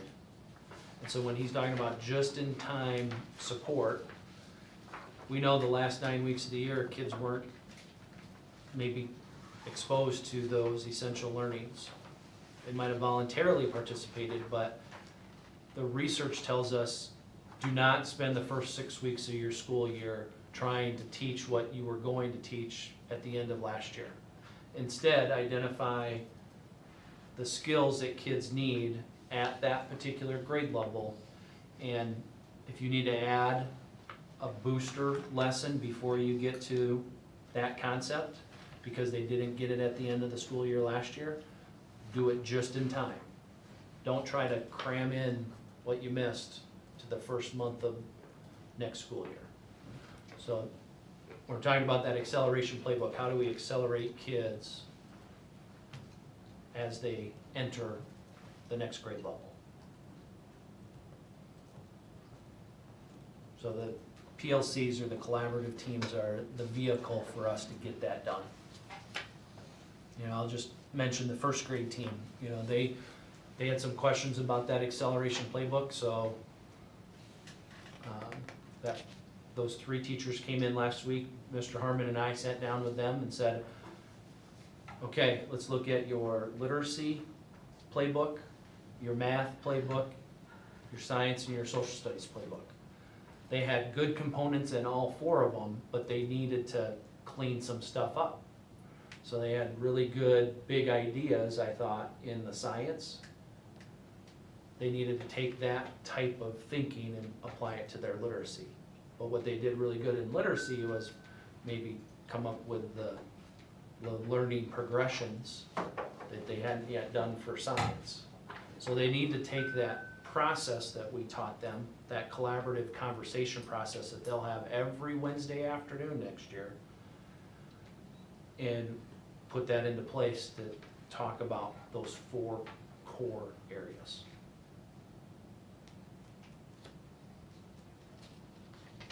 So with the challenge that comes with continuous / online learning, we know that one of the triggers is if the governor issues a proclamation to close the schools. Yep. What, and maybe we're working on this, so we don't know yet, but what are gonna be our internal triggers to going to that? Well, I think that's kind of what we were talking about before, right? So are we closed for 2 days or 3 days, and how widespread is the virus? And that's where we're going to have to work really closely with Brenda and Melissa to monitor who's sick and how many kids are sick. So we really can't define that right now. Is that fair to say? Yeah, it's gonna be outbreak by outbreak. It's almost really relying on the policies that we had before COVID. So in any school year, we have to report during any time when we get more than 10% of our kids sick. So if we have that 10% threshold, that's the best marker right now for us to think about. We need to enter into a continuous learning environment. But we're not gonna know that until there's an outbreak. But in reality, if we have one case in the school, you will likely have tremendous pressure put on you to close the school immediately. Exactly. That's kind of what we're in right now with baseball and softball, right? So we have that protocol. One kid tests positive, the contact tracing is gonna most likely mean that for the next 14 days, we're not gonna be able to practice or play games. That similar type of model is gonna have to be used when we're actually physically in the building. If indeed we can test or identify who's sick and who's not sick on a 48-hour, 72-hour timeline, then it's either 2 days or 3 days or 2 weeks if we can't identify how widespread the virus is. But isn't it difficult to do testing? I mean, how quickly after exposure do you test positive? Well, it could be 2 days, it could be 10 days, and that's why if you have a contact with a positive case, you isolate for 14 days, because you may not become positive till day 11. So there's no way to really know until you get sick. So That's where I think is it really even worthwhile to shut down for 2 or 3 days? I don't know that it is. I mean, what are you going to accomplish in doing that? You're still going to have kids who are going to be a week after their exposure, for example, are going to now come back, and so we close school for 2 or 3 days. 2 or 3 days after we come back, you're going to have more kids testing, or potentially you're going to have more kids or staff or whoever it is testing positive. And then you just kind of repeat the cycle, and you repeat the cycle until and unless you can break that cycle of being closed for 14 days. I don't know what the point is of being closed for 2 or 3 days is. and that's where, when we're trying to work on the health and safety of like, how can we increase the social distancing and increase the cleaning so that if, for example, a student does test positive, that they haven't been in contact with their entire class. So maybe it's looking at not changing classes or making sure we're cleaning in between classes so that that one student, maybe their contact was a lot smaller than if it happened last year and we didn't implement all these safety and health measures. And so how can we increase that social distancing to prevent a 14-day closure over and over and over. Yeah, and that's like, I'm gonna hand you, after we get through the return to learn plan, you know, the Iowa Department of Public Health just put out on Friday another layer of guidance when it comes to baseball and softball. And that's where, until you actually return, everything's fluid. You know, that was something we heard from Avera when we met with them. You know, you just have to, you plan for the worst and hope for the best. But we can't necessarily draw hard lines in the sand and say it's gonna be this way or it's gonna be that way. We've gotta be willing to be flexible. And to add on to what Dave said, I go back to, I think it was a story a couple days ago where the SEC college football team started, and I think it was Auburn went back, and we had 3 players test positive, but all 3 of them were asymptomatic and showed no signs whatsoever. So, if all of our kids came back to school in the middle of August, if we tested them, I'm willing to bet one of them's gonna test positive. And, it's just gonna have to be a fluid situation, like you mentioned, where Yep. there's gonna be some more learning on the fly, I think, this fall. Yeah, Yeah. and kids tend to be asymptomatic carriers, and it's gonna be a challenge, and that's why you can have all these health policies that if you have a fever, you stay home, you do this, you stay home, but you could have cute little Hudson walking down, and he's carrying it and not knowing it because he's not showing symptoms, so it's gonna be Never. it's gonna be a challenge. But then would you know, you wouldn't know when you would wanna test someone. Right. Then, you know what I mean? Like, cause if there's no symptoms, you would take the precautions of, okay, when your lunch schedule's here, when you're gonna be outside, and then, you know, before you come in, everybody take your sanitizer, before you go out, everybody do that, and you're gonna have those rules, and I guess it's gonna be that way. But at what point would you wanna even why would you wanna have someone be tested almost? Like, you'd have to get to the point where it's like, oh yes, this, it would probably be an adult, really. Right, it would you know? be, your child probably gave it to you, Right. and then And then mom or that's how dad you was would sick, contact and then the that. I got it. household Yeah. would have the exposure, and, I mean, Who knows what yeah. public health is gonna be capable of come August 1st. You know, on August 1st, do we have this big push to test all school-aged children to see how widespread the virus really is? We don't know what's gonna happen in 6 weeks. Well, not only test who currently has it, but who has already had it. Right, who has the antibodies and all that stuff. So, again, we're gonna do the best we can to put a really good plan together. We just know that it could change July 2nd, it could change August 18th. We just don't know. You know, I think I shared that video during the closure. We're building the plane while we're physically flying it, and we're doing the best we can. So with that, Jeff, your turn. Infrastructure. All right. So infrastructure in the lens of the online only learning environment. You know, we collected a lot of data to begin when we closed in March, so I think we have a pretty good base of who needs devices, who needs internet, those sorts of things. So we have a good. Page 20, Yeah, I'm sorry, page you 20. skipped it. I skipped that access and equity, but So we have, we have a pretty good idea going into it, if we have to close, what we'll need to give out and what we'll need to get ready to go out. We'll probably need to give a survey again, once school starts. I think, number one, we'll new families in and those sort of things, but also people have a better idea of what it means now. So if we say, do you have a device, do you have internet, they truly know what they need, since they've already had that experience a little bit, and so we can get even better data. And then, you know, we have plenty of devices to give out, which was obvious. I mean, we still had one sitting in the library during this current closure. We'll have even more next year. We're gonna save devices that would normally go to recycling. We're gonna save them just in case we would need them. But we'll have plenty of devices. Most of the infrastructure parts were kind of helping with other things, with attendance and grading and student staff and professional development. The only other one, the big one, was the calendar, and obviously we couldn't do anything permanent with that until you guys voted tonight, so we can solidify the calendar as changing.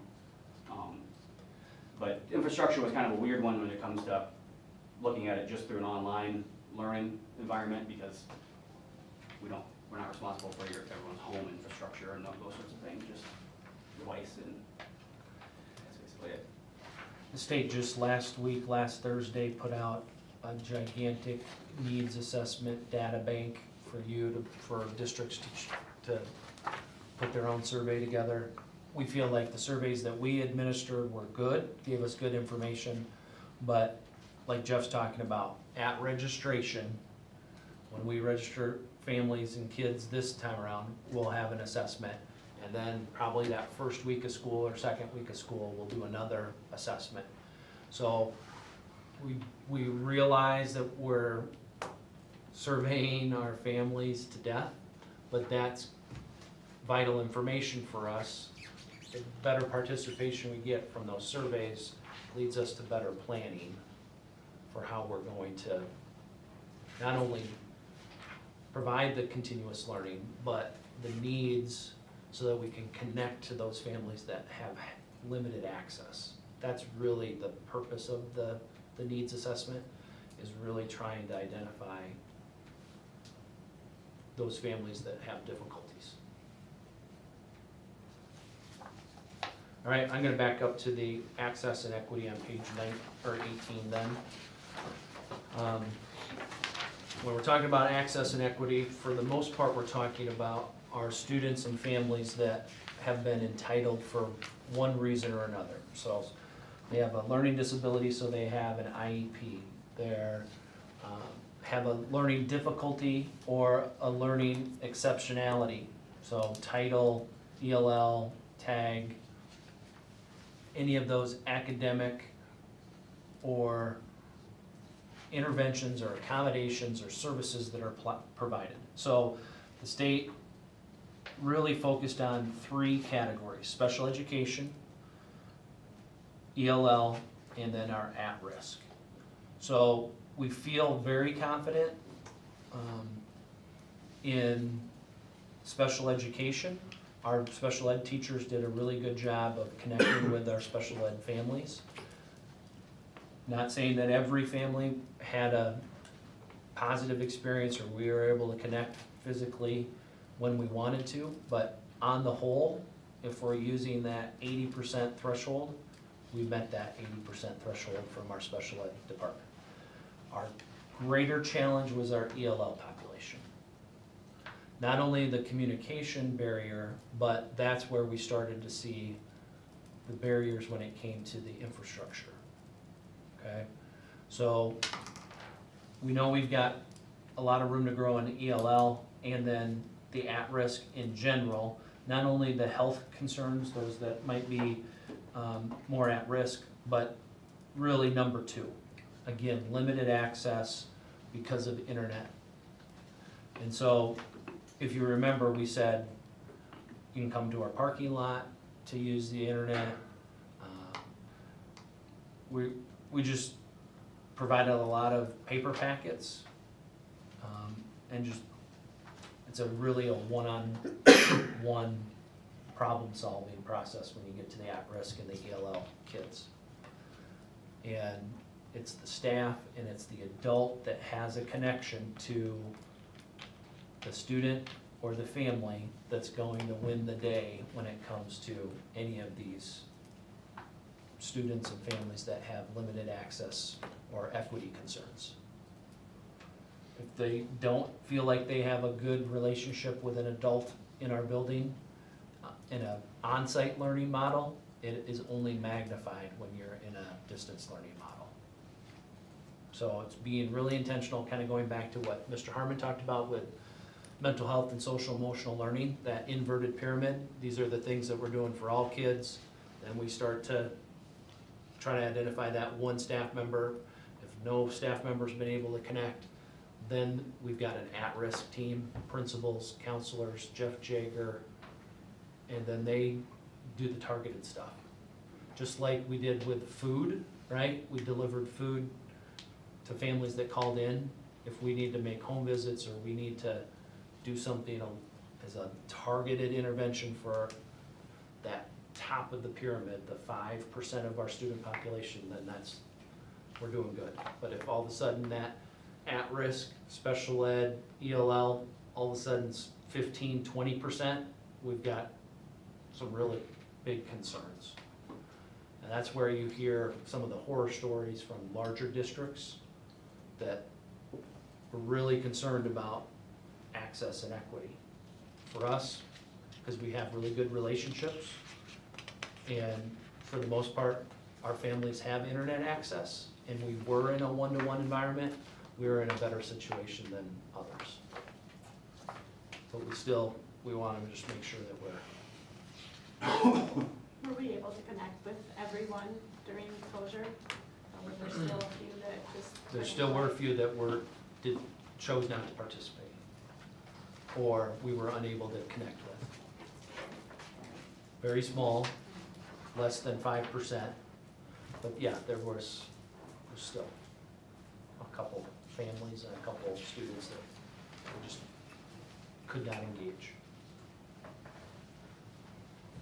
For those families that don't have internet access, that, yes, we offer them, hey, come and sit in the parking lot. Do we have facilities, and can we appropriately social distance and have them, allow them in the building? Whether it's in the commons, or whether it's, say, one child, or, one student per classroom, or something like that. Can we do those types of things? Have we thought about that type of? Yep, so special ed is a perfect example. We can bring one student in, we can go pick up that student, we can bring them in, they can have their specially designed instruction with their special ed teacher for a half hour, however long we deem is appropriate, and then provide them transportation back home. We can do that with an at-risk family. We can essentially create a route, if we're using, again, baseball and softball guidance, where Jeremy goes out and picks up 13 kids on a 77-passenger bus, brings them in. The teacher, classroom teacher, the special ed teacher, the ELL teacher meets with them for half of a day or a couple hours, and we put them on the bus and drop them off, and Jeremy picks up 13 more kids for the afternoon. So schools are built for social distancing, and if we're smart about it and we get kids and families educated, we can provide those tier 2 interventions or those tier 3 interventions if needed. I think if we're closed for an extended period of time next year, it looks a lot different than not letting anybody in our building like we did the last 9 weeks. Whether it's staff members or whether it's a certain number of kids that we can really socially distance and be very intentional with, I don't think we'll be in anything like we were just in.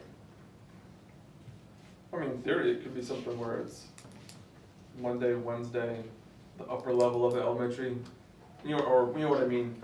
Yep. Space it out where there's different rooms. You guys are gonna be here on this day and on this day, so it's not just getting your kid up at 8 o'clock. Well, let's go, turn it on here. Well, man, I did that. It's not fun. But at least there's something to look forward to. Hey, let's Monday and Wednesday this week, you're gonna be in there for a half a day.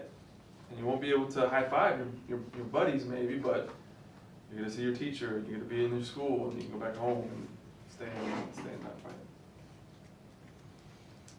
Yep.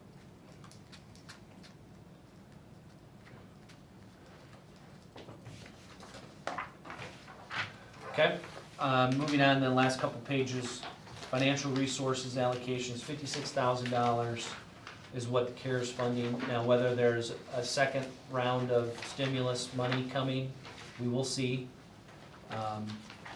But Jackie has been tracking COVID-related expenses, whether it's, salaries and benefits for those essential workers, or even some of the cleaning supplies or health supplies that we've ordered. I mean, everything in between those, we've been tracking. I just haven't put it in our spreadsheet here. So that's the plan with where we're at right now. It's, like I said, a work in progress, knowing that the state's just continuing to roll information out. that's return to learn.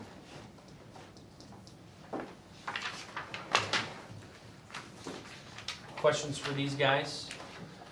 Otherwise, we can let them go and I can talk very briefly about return to play and return to like summer activities if you want. Would you like a little update on that stuff? Sure. Okay. Steve and Jeff, if you guys want to bug out, you're welcome to do that. Brenda, if you don't mind staying. That's fine. Jeff?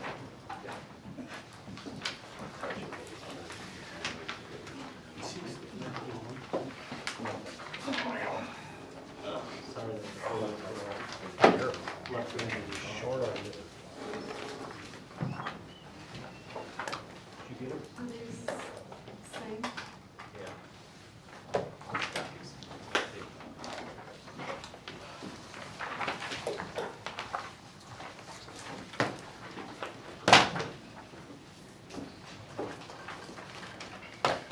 We would have to, if it's guidance from the state after we submit it and it gets approved, whatever their future ones are, we can just say, okay, we will take it into consideration. You know, Right? honestly, I think a lot of the stuff that's coming out now is recommended.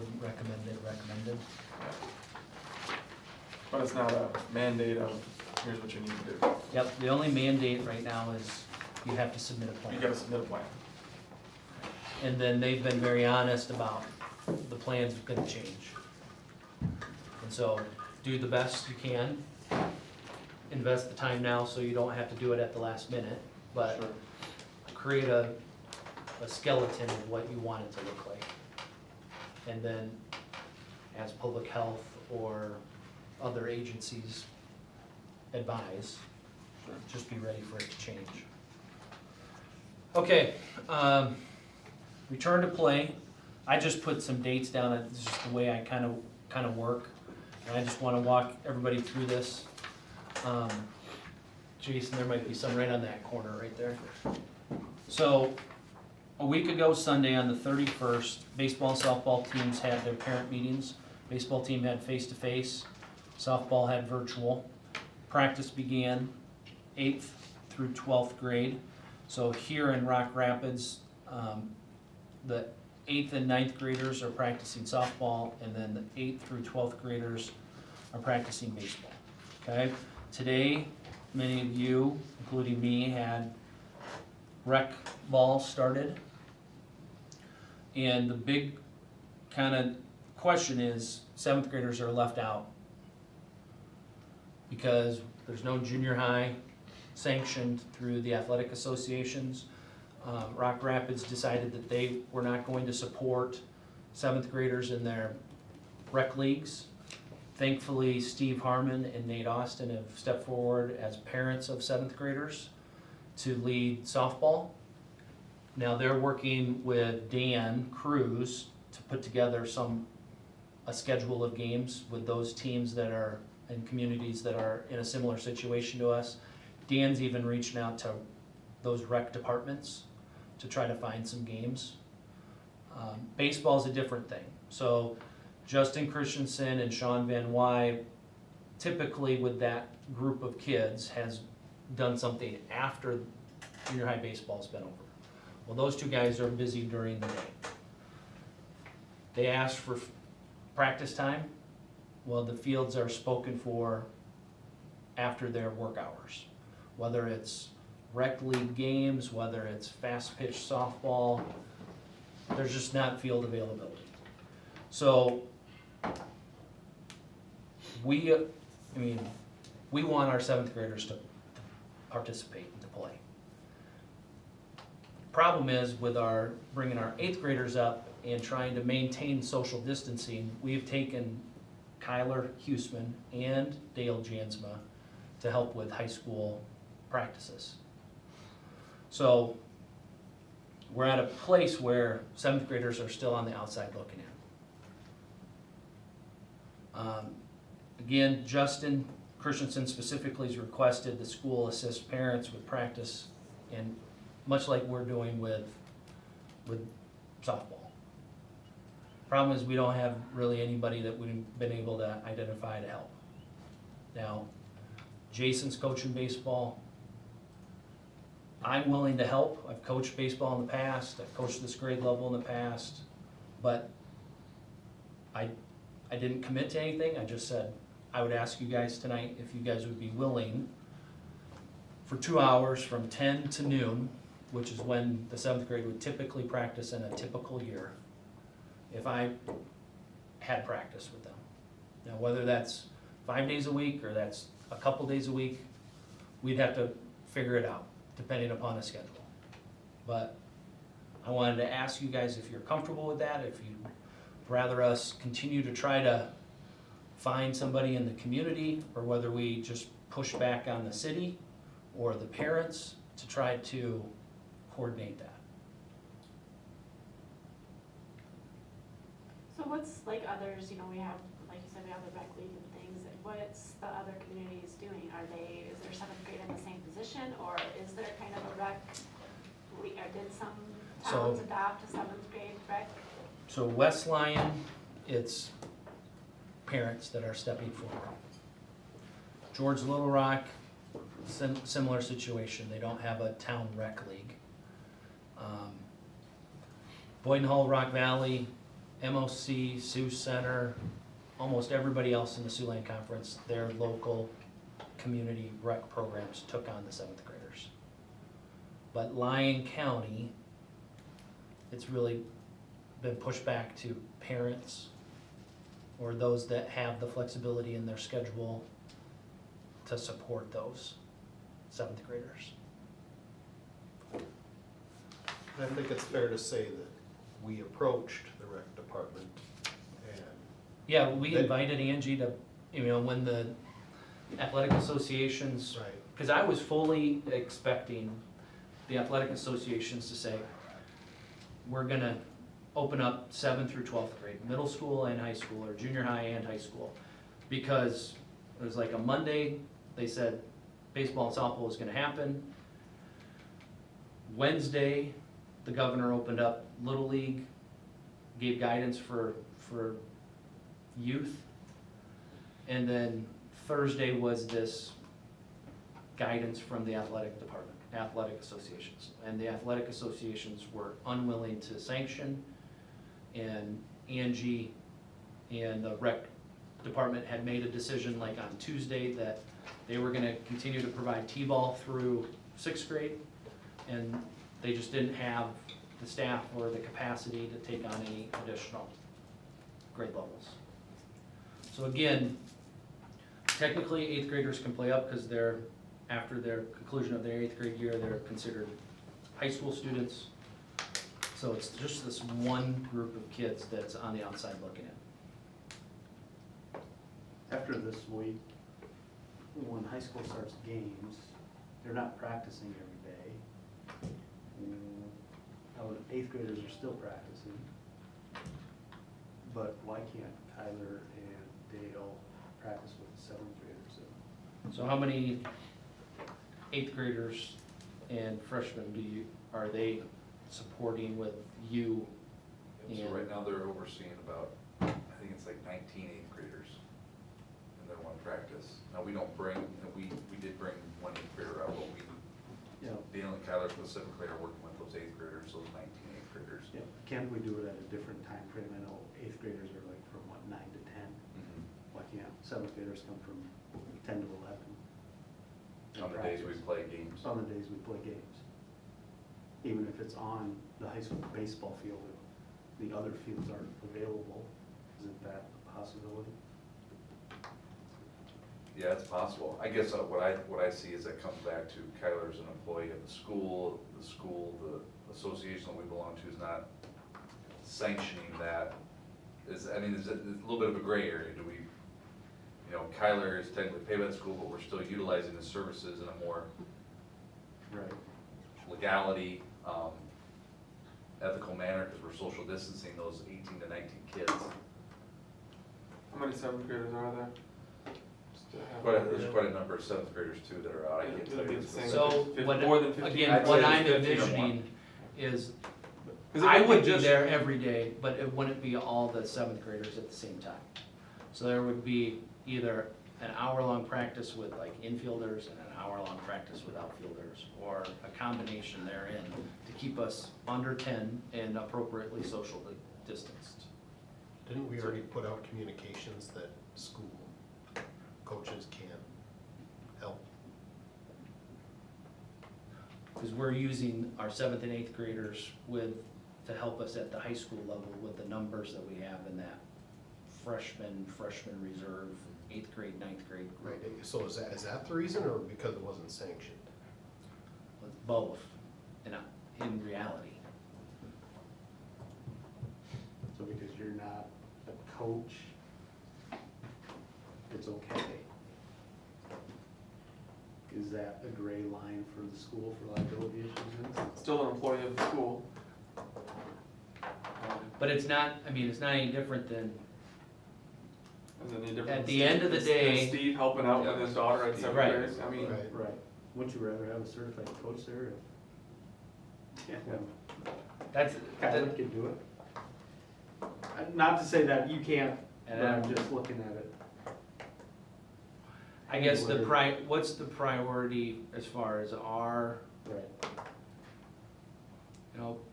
hopefully you've seen I'm willing to put the time in, so Yeah. whether it's 2 hours from 10 to noon that I'm volunteering my time for the city rec department is how I would parse this out, right? So that seventh graders don't miss a season of baseball. I guess I wasn't so concerned about you not putting in your time. No, I'm not saying that either, but Exactly. as far as our responsibility to seventh graders, Well, I know. but Kyler would have to, if we wanted Kyler to do that, or we wanted Dale and Kyler to do that, I think that's where we start to blur the line, because we already had them under contract to do that job. And I think that's what Jason's kind of alluding to. We definitely need the two gentlemen there for the eighth grade because of the social distancing. I mean, you were at all the different things we had to go through with the CDC guidelines and the public health. I mean, it takes a number of us to adhere to those Yep. directives, so it so is there's necessary. there's 5 coaches there? So at our high school, practice, at our high school practice, there's only 3.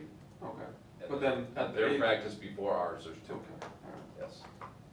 so then 5, but 5 total, if, Essentially, high school Staff, staff. yeah, Yes. that's what I'm looking at. if they make it to the state tournament, all 5 of those guys They're are gonna going. want They're going. Yeah. hotel We'll be rooms driving in Des separate. Moines. Stay in separate rooms. Yeah. I'll take 3, that's how it'll work. So yeah, you're right, 5 staff members at the high school level, but they're not necessarily all practicing at the same time. It's just a challenge. Yeah. Well, I get, yeah. Do we get in trouble with the state if Kyler and Dale do decide that they will coach him? It's gonna come back to Kyler and Dale and their willingness to maybe start practice at 8 o'clock in the morning and run practice until whatever. I get that, you know. Yeah. They're coaching for 1 hour a day now, which is, you know. if Which it we was a changed true today. season- Yep, we're adding time to that. Okay, but still, Frequency if it was is a time. true season, games for 7th and 8th, and I guess they'd split it up, but I think they've usually kind of helped each other out and been Yep. there for both 7th and 8th Yep. grade games, so, you know, they're really spending 3-4 hours most days coaching anything. We did get to a little bit of the point last year where our numbers were so big, they went different directions, so they weren't Right. able to do that, but yeah, they traditionally would help each other out, Yeah. both grade levels. No parents of any, I mean. They want to, they just Right, I know, it's just. can't get the commitments. field time. Field access is so tough. Yeah. Field time. It's nonstop up there. So What if we ask Dune if we can use their field at night to practice? Assuming it doesn't conflict with any games. So they have a fast Like pitch, softball. they have softball, Yeah. right? The only difference would be is they're not, the infield is a little bit different Smaller. because it's smaller, because it's Yep. regular. And so it's not as. it's same not thing 6 with line. Kiwanis Park. The city is not using Kiwanis Park. Now, does the city lock down Kiwanis and say nobody can play on it? Because they're playing T-ball in the soccer fields. Because they, And was that more a function of space and repetitive field use, or was that a function of, it was a social distancing decision. yeah, I guess that's what I'm asking, is it just they could then spread everybody out instead of saying, okay, well, we're going in shifts, we're all using the same dugouts, touching the same fence, whatever. I would imagine it was more that way than that they didn't wanna use. It was my understanding it was a social distancing thing. And a playground right there, Kiwanis too. Yeah. That's something to do with it. Yeah, that would factor into it too, so. But it's kind of the same thing you're talking about with Dune. The size of the infield at Dune is probably comparable. Is it 60-foot bases in Dune? It's a big enough field that. Yeah, my It's daughter like the played regular down there. softball. Right, yeah, but not a, what, 80, whatever, that Yeah, is an whatever that's bases. 8th grade only, isn't it? What's that? 80-foot bases in between the bases, for 8th grade only? I think it's 60 feet for 7th and 8th grade, isn't it? Yep. And then like a 40 or 54 or 47 or 48 foot. Well, Pitching mound's farther back than in a fast pitch mound. I don't know. I guess I I don't- don't know about that. They've had junior high games in Dune before, but bases are basically on the grass of the outfield, it's right on the edge of the infield, and, But for practice. but for practice wise, I mean, it's. Who's the person calling Dune about their field availability? Probably the mayor, Tim Mantle. Yeah, I don't think Kiwanis is a bad idea either, if the travel to Dune isn't something that works out, I don't know. If Kiwanis isn't being used any other time, right? I know they just edged it from a Yep. diamond to a circle or a half. It all depends on what you wanna do during practice. If you're focused on hitting, don't go to Kiwanis. No. But if you're focused on Oh, taking yeah, home run infield, playing derby. jet, I feel pretty good about myself. We That's frequently just say all that, the that would be cars at trying to Kiwanis. save us. We say that a lot at Liverfield. But if you're just taking a simulated infield or you wanna play catch, get some throwing in. Situations. That's not a difficult thing to do. The hard part is the hitting. We all lack space with hitting. We have 2 batting cages Yeah. up there, which are nonstop, plus that's where you get the social, wiping down bats and Yeah. equipment and everything, and that's the difficult part. And maybe it could kind of be a hybrid of all these ideas a little bit. So are you guys okay with me volunteering my time, but also continuing to try to get creative, whether it's Dune or Kiwanis or what have you? Yeah, keep in mind, if you're going to do it, that's probably only 2 hours though. But if it, after school, I think the parents, if we created a. Right, If it's in Dune, it's gonna be after hours, our parents Oh, okay. Yeah. run practice. That's what I'm kinda thinking, if we're creating a calendar, when Dune's available after school versus during our 10 o'clock to 12 o'clock timeframe that the field would be available, or before, what time did you say the freshmen are practicing? The high school freshman right now, 10 o'clock. So, either at 8 to 10 on the high school field for practice for 7th graders, just knowing the field's bigger, versus the regular Little League field, 10 to noon, versus Dune after school, or Kiwanis anytime in between. Is it 5 days a week? You'd be doing that? Well, it'd be up to Up to 5. where it is, yeah. Yeah. I mean, if parents wanna do 3 days a week in Dune and have 2 days a week that someone volunteers at 8 o'clock in the morning, then okay, figure it out, I would say. If there's games, would those most likely be in the morning, like during? I think it all depends upon Who you're who you're playing, but if we're playing, we would wanna say from 10 to noon, just like we normally would play. And I would imagine most other, if that's been the tradition for middle school, that's probably gonna be something they'd be wanting to do as well, I would think. They might have a, Cause do they play middle school games in Larchwood for Little League? Or is it in Leicester? One of them's softball and one of them's baseball. I think Leicester's a softball where they play middle school games. Inwood actually might be where they Inwood play is where they middle play school baseball. baseball. I don't think there's any middle school games in March. There isn't, you know, like, so with the rec league, they do have the coaches for softball. And is there any high school or college age boys that the parents can pool together money to hire someone from that 10 to 12? Because that's. We talked about that last Thursday, and essentially we couldn't identify any kids. I bet the city had a hard time finding the 3 through 6 person. They've typically had trouble. It has been some parents that. It's been a challenge. You know, when Angie was here a couple weeks ago, at that time, they didn't have anybody identified, and I think they found somebody, because Ben had somebody today at practice that wasn't a parent. So, I don't know who. I think the boys were Mitch. and, Ryan. who? Ryan Metzger. Yeah, Metzger, yeah. So. Yes, I suppose continue to be flexible in, Creative. yeah, Yeah. figuring out. And you guys are okay with me Doing's a great idea. volunteering my time? Find solutions. I bet parents didn't think Dune. I would imagine they didn't. You know, when they go, well, I don't wanna go to Kiwanis, we don't have any other fields. Go to Dune. I'm for it. If you build it. That's where it'll come. Okay, moving on. I listed all the games. These are all of our home games. Baseball primarily, like I said, the 22nd is our only home high school softball game. And then you can see the postseason starts the 11th for the boys and the 15th for the girls. Okay? Now, the additional summer activities, summer band lessons, will start next Monday, so that's one-on-one with either Mrs. Deitch or Mr. Langholt. We're anxiously awaiting more guidance on what out-of-season athletic training might occur. So I'm thinking weight room, gym use, so on and so forth. Camps, yep.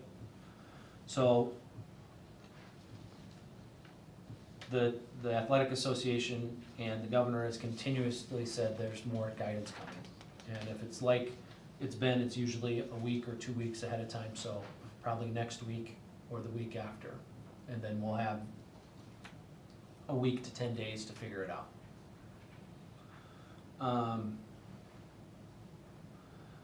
Summer school session, again, very tentative.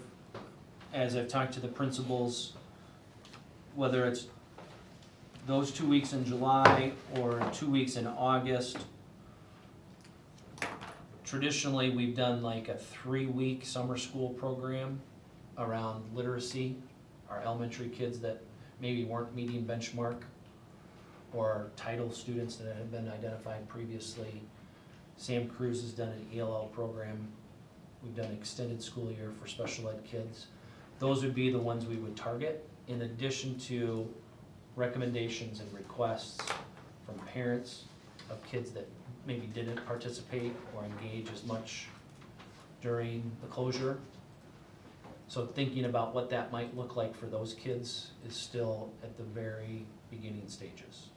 You know, Jerry Poletsky, when he was here, he's on this Return to Learn team, he's like, I'd love to do a STEM camp, you know, and do something around science for elementary to kind of middle school aged kids. You know, can we get somebody else to do something around math, whether that's Steph Baker or it's somebody, a classroom teacher that wants to do something specifically around math. There's somebody that wants to do, you know, so on and so forth. What about our summer reading program? So that's that early literacy program I was kind of talking about. So I would want to do something like that. The big difference would be I'm not comfortable doing it at the library. I want to have control in our building so we can clean and sanitize and socially distance, and we don't have to worry about outsiders from the community coming in and so on. So we've already kind of talked about, you know, right now Steve Bresky, maintenance staff, is cleaning preschool and that 68 building that would come in that door. get to the elementary library if we wanted to do a literacy program in there or in any of those classrooms that are really close to it. And so those things can't happen until July, or? I mean, we could start them, we could have started them last Monday. But we weren't at a place where we felt comfortable rolling that out. And kind of want to get some feedback, hopefully from the state, about our return to learn plan before we really dive deep into what that summer literacy program is going to look like. And so again, whether it's that 2 weeks before dead week or the 2 weeks right after dead week, at a minimum, we want to do 2 weeks, maybe all 4, depending upon the staff that we can get to help us out with it. You know, might be different programming at different time, depending upon who's willing to give us their summer. I did have a teacher reach out to me about trying to do it sooner rather than later, just feeling that if later, the interest just might not be there, that maybe earlier on, you know, but I don't, you know, how that all works and the things that you're explaining, that's what I don't know, so. Yep. Again, I've been focused on the planning. I know Steve and the principals have been focused on the planning. The only reason we're doing the summer band lessons is because those 2 band teachers were planning when closure hit about what they were going to do. You know, if a teacher and a team of teachers would have come to me with a plan for summer literacy, I would be in a totally different ballgame. But I don't see a problem with doing either one of these 2 weeks. There's a lot of places, as I talked to Siouxland superintendents, that are doing something that first couple weeks in August as like a booster to get you jump-started for the school year.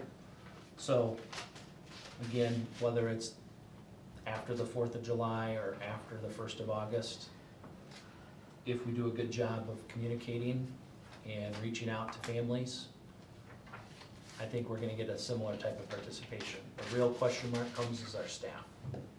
Because, like you said, some of our staff have plans already for a vacation, and this is different than we've ever done it before, so.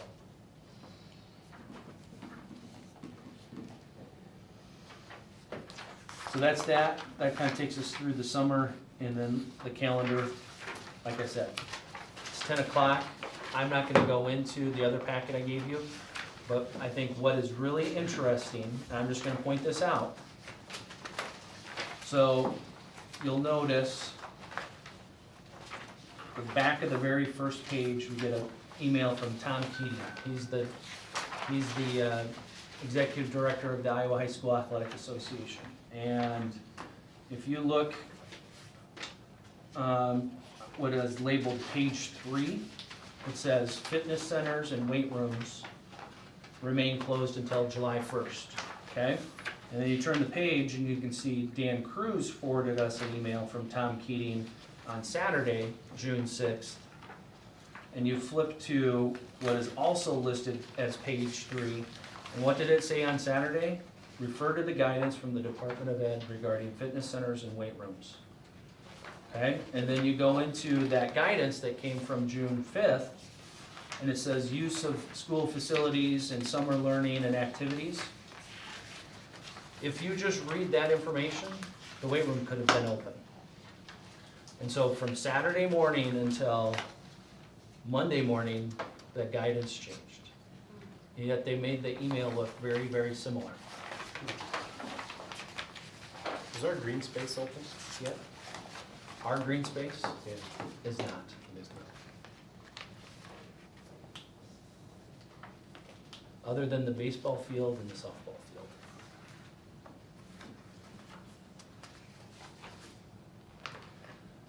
You can't walk on the track or anything.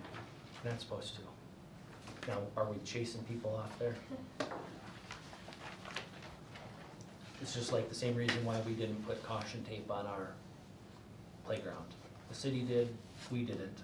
We just put signs, and people follow the rules. If there got to be a group of larger than 10, then maybe one of us walked out there and said, I'm sorry, guys. But so when it's fluid, that's the example of fluid. Because all this guidance, you see it says revised June 5th, and it's kind of shaded, like in principles. In that principles paragraph on use of school facilities,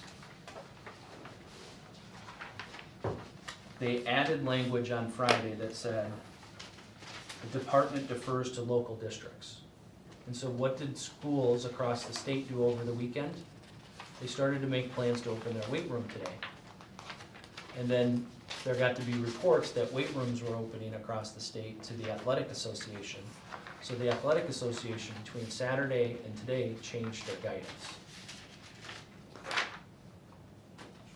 So that's what's been so frustrating for Jason and Dan and I, is you make a plan based around the guidance that you have, and then it changes. And then it becomes a communication nightmare with our parents. And are all schools following that? Sure. Well, We are. we're doing the best we can to abide by it. It's after 10. I think I lost a bet. You lost With the your bet wife? at 8:01. Tell you this, Joy. If anybody wants to walk through the addition, I will gladly walk up there because they installed that 21-foot steel I-beam and I haven't seen it yet today. So I'm gonna go down there, take a look at it. You want one down? I am. As soon as Geezerman can start playing basketball again, you let us know. He's so out of shape. We will not know how to do anything and run up and down the court. Maybe. You're gonna have to do half court for a while. Gosh, I know, except that doesn't go How many over. kids did you have throw up at practice last Monday there, Mr. Engelman? Oh, several.